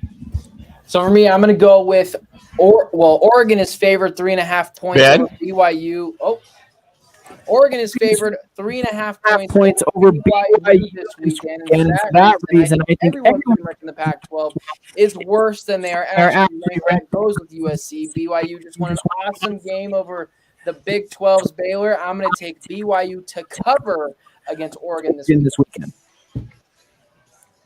Well, I guess that means I'm up next. I thought I was going to get an intro from you, Manuch, but I'm an intern, so I can't get that. All right, I didn't think that either of us would get an intro. I'll give you a quick. You haven't earned an intro yet, so Yes. we're getting there. You guys are both rookies here. Ladies and gentlemen, Ben and Jax are both working their way through the broadcasting business, and we let them come on the show from time to time. So here is Jack's pick as far as the dogs are out. I appreciate it, Jimmy. Give me unranked Texas Tech plus 10 against number 16 NC State. They're coming off a big win against 25 ranked Houston last week. Yeah. Their quarterback, Donovan Smith's been on a tear these past 2 games. 2-0 unranked plus 10. That's disrespectful. Give me Texas Tech. Disrespectful. How dare they do that and make that a plus 10? Make us a 10-point dog. See if they do that over North Carolina State. All right, those are our picks. Let's get our results in our State 48 Roofing It's Your Call question of the day. The question is, what Las Vegas Raider will pose the biggest threat to the Cardinals on Sunday? Well, so far, the way it stands, you're looking at either Derek Carr, Devontae Adams, Chandler Jones, or Darren Waller. Well, it's got to be one of those. Well, that's right. Well, I just need the results. I'm going to give them to you. You got to make sure you give them out there. Devontae Adams, 57.1%. That's the guy. Followed by guy. Derek Carr and Darren Waller, 19%. Chandler Jones, 4.8%. Watch him have 5 sacks. No, yeah. You know he's going to be fired up. Like he did against Tennessee that first Exactly game right. last year. Look, I'm all in on Devontae Adams. How can he not be? I know. I mean, He was 17 targets last week, 10 catches. He was One spectacular touchdown. in that game. Yeah. He really was. I think he wants to show that guy named Aaron Rodgers and the Green Bay Packers that they can make things happen in Las Vegas as well as Green Bay. But there's such a connection with Devontae and Derek Oh, Carr. sure is. You know, Fresno State. Yeah, I mean, it's. Hey, you still got time to get in our fan pick 'em. We take 11 of the 17 weeks, so it's never too late to get in and try to win that trip to Hawaii or the $5,000 cash. All kinds of prizes. Got a Survivor contest as well. Last week, Bruce Meyer from Chandler won. He got 12 out of 15 points. Woohoo! Go to fanpick'em.com. It's all brought to you by our friends here at Twin Peaks Blue Moon and Coors Light. We're going to catch up with Howard Balzer next, and I want to ask him. Everyone seems to think that Michael Bidwell and Steve Keim are like hooked at the hip. And years past, Michael has spent some money, and Steve Keim would find some guys that you wouldn't think that would be out there. Diamonds in the rough. That would some really good guys that he may not be able to draft very well, but he's had some luck with finding some guys, making some incredible trades at the last minute. And I know this is Super Bowl year for Michael Bidwell. He doesn't need to spend any money. He's got a new plane. He's got a new scoreboard. He's put all his money into that. He owns practically everything there around Westgate. He's going to make so much money with the Super Bowl being in his backyard. Why bother spending any money? And, you're making money on a Super Bowl with people coming from out of town. You don't need your own guys there. You don't need your own fans there. You make your more money on the people that are traveling here. And I think he looks at this, and this is a business. And sure, he wants the Cardinals to be in a Super Bowl and wants to win and get a ring and all that. But there's a part of me that thinks, hey, maybe this relationship is not what we think it is between these two guys. He's got so much money, he's not letting Steve Keim spend it. He's not letting Steve Keim spend it because he's like looking at, hey, I'm going to make so much money this year. Let's look in the future. I know it's a really total outlandish take, but there's something that I just maybe a little bird told me that these guys aren't as good as friends as people think they are. And maybe he's not getting he has the long leash that he used to have to be able to spend some money and bring in some guys because they had one of the worst off seasons ever on bringing in guys. I agree with and that. I think maybe Michael's looking at this saying, all right, we're going into this season. I got, I'm going to make all this money, and I don't want to spend any money. It doesn't matter if we win or lose. I'm making money this year. I'm making a lot of money. Or man, I just bought a plane. I just put out $3-4 million on that. Bought this new scoreboard at State Farm. I don't know. It's an interesting angle, Rock. It's a little conspiracy theory kind of thinking, concessions, all the above, the whole 9 yards. he owns the concessions. Yes, exactly. I want to win. Okay, if I'm an owner, but I also am all about making money. Well, yeah. And when the Super Bowl's in your backyard, you make a lot of money. Yes, you will, whether you're there or not. Exactly. So anyway, we'll see what Howard Belzer thinks about that. It's Roc and Manuch and Jimmy B.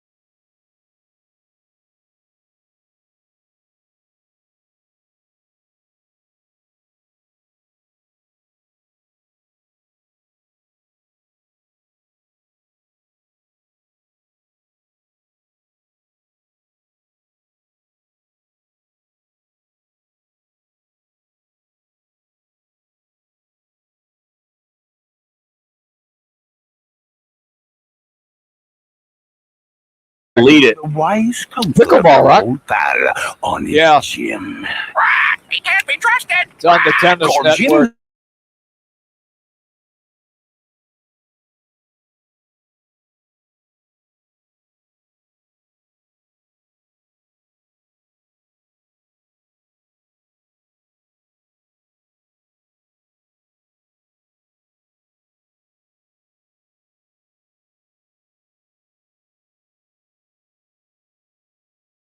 Roc and Manuch with Jimmy B out here.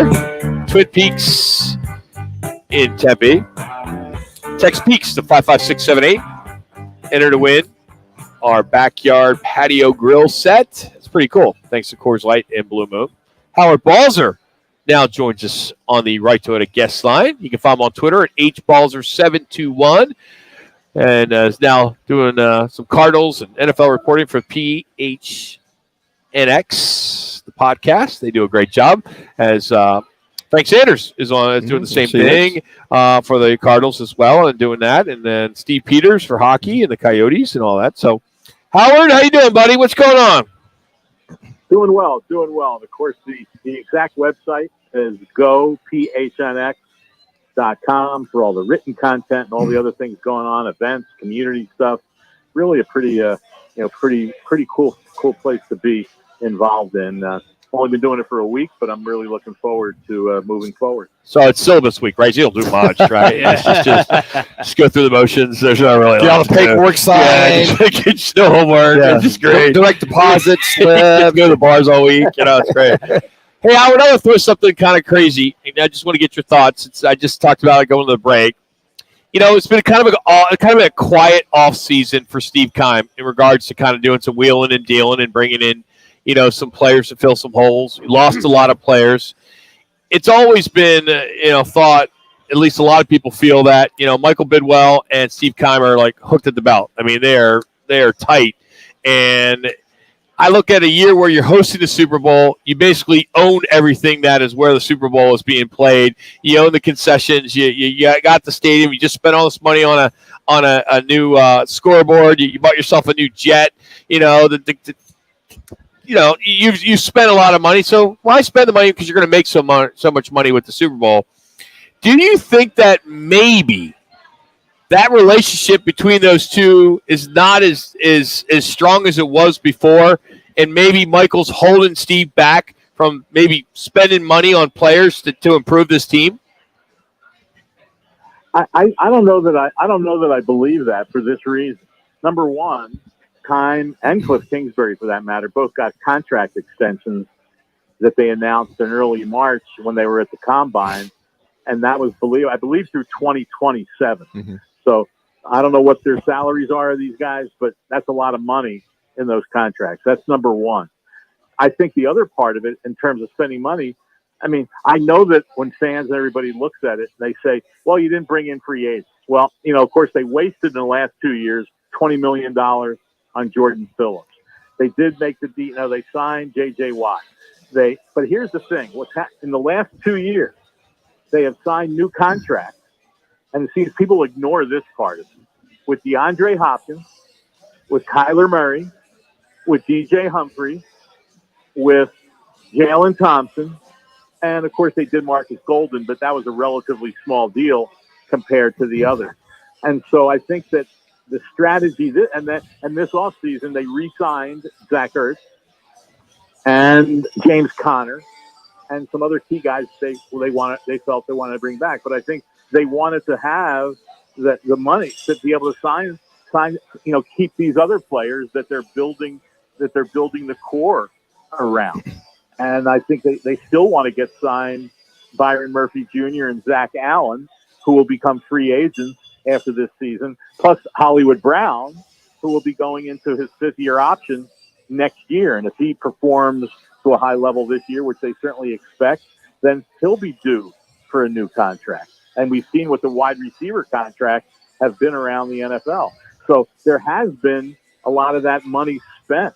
And so I think people look at that free agency thing, and I think this year they looked at the players available and that probably deemed that a lot of them weren't really worth, going after in terms of big money contracts. And so, but they knew they needed, the cap room and the money to pay guys that they wanted to keep. And here's one other point too. By virtue of the players the Cardinals lost in free agency and did not add major guys, they are going to get probably 3 compensatory draft picks in next year's draft, one of them probably at the end of the third round. So I think that was part of the strategy too. Now I know some of the cynics will say, oh, great. there'll be more draft picks for time to screw up. And, and that is the key. The draft picks, have to work. And, last week's game, of their 8 draft choices, and I had this in one of my stories on the website, of their 8 draft choices, I'm trying to remember, the only ones Cam Thomas was active and played 4 snaps on defense. Christian Matthew, the corner, the 7th-round corner, was active and played 1 snap on defense, and that was late in the game. And there might have been, I'm trying to remember, there might have been one other guy active who didn't do very much. So, Myjai Sanders was inactive. Trey McBride was inactive. They think they just need a little more seasoning before they get out there. But I think overall that was the strategy. We can question the strategy, but I don't know that it's fair to say that all of a sudden Michael Bidwell is cutting back on the purse strings. And did I just forget? I mentioned all these guys they re-signed. Did I forget to mention even Kyler Murray? Yes, you did. Yes, you mentioned that. I forgot to mention him. No, I know. All of that they knew was on the plate for this offseason. I just know it's a stretch, but I kind of look at what we've seen in the past from Steve Keim, and I know the extension and all that. He's always been more active in filling some holes with some, as Manuch said, diamonds in the rough, guys that he's fine. And that just it seems like he didn't do that this offseason. And maybe it's going to mean that this team's only going to win 5-6 games. Well, we'll see on that. I think the 2 areas that you can make a case that why didn't they, do more at the edge rusher position after the departure of Chandler Jones, obviously, and perhaps at cornerback. Well, they did think they had a diamond in the rough with the signing of Jeff Gladney early in free agency on a very reasonable, and that's a former number 1 pick, and on a reasonable 2-year contract. And we know the tragedy that happened there. And I think with the edge rushers, they have the guys that they have, and that's why they concentrated in the draft. But it wasn't a strong year for edge rushers in free agency, and I think they just felt, hey, we don't. It looks good, and I know the fans love it when teams sign guys. But heck, you look at the history of it, and there's a lot more failures with those guys that you spend an awful lot of money on. They don't end up working. They don't end up being what you thought that they were going to be. And so I think that was, like I said, that was a big part of what their strategy was. And let's remember too, they traded for Marquise Brown. It wasn't a free agent signing, but it was a trade that they brought in, a top quality player. I've got about 2 minutes here. In reference to this team, it was a total abomination we saw last week. Unprepared. Team was just not ready. And then when Cliff Kingsbury said we need to practice harder, get ourselves more mentally prepared, et cetera, most coaches would fall on the sword and say, look, my bad. This is on me and my staff, so on and so forth. I think he pretty much knows that, but it seems as though he took a shot across the bow, shot across the locker room to say that on purpose, because what he was seeing as far as the players preparing or not practicing was a direct hit at that locker room. Am I right? Am I wrong? Or was that a direct shot to that team in that locker room? Well, yeah, I think it was kind of a wake-up call comment. But the other thing is, last Friday, right after practice, practice of the week, Cliff Kingsbury sat in front of us and said, "The energy." Someone asked him about practice, and he said, the energy was there, the focus was there. It was our best practice of camp. And then when you don't play well, and all of a sudden things go south, all of a sudden you're calling out the practice. I think it was a wake up call to say maybe you got to practice even harder, but pay more attention to detail in practice. Vance Joseph spoke today and was, I thought, very insightful in some of the things he said. He was, because Nick Vigil on Monday talked about communication issues on defense. And Joseph was asked about that, and he said that was part of it. He said, but a certain amount of it is just the whole operation was off. And he said, bottom line is it was good in practice. I mean, it was very good in practice. But as Manuch, in practice is not stress. That's right. It's not stress in practice, really. Yeah. It's not a game.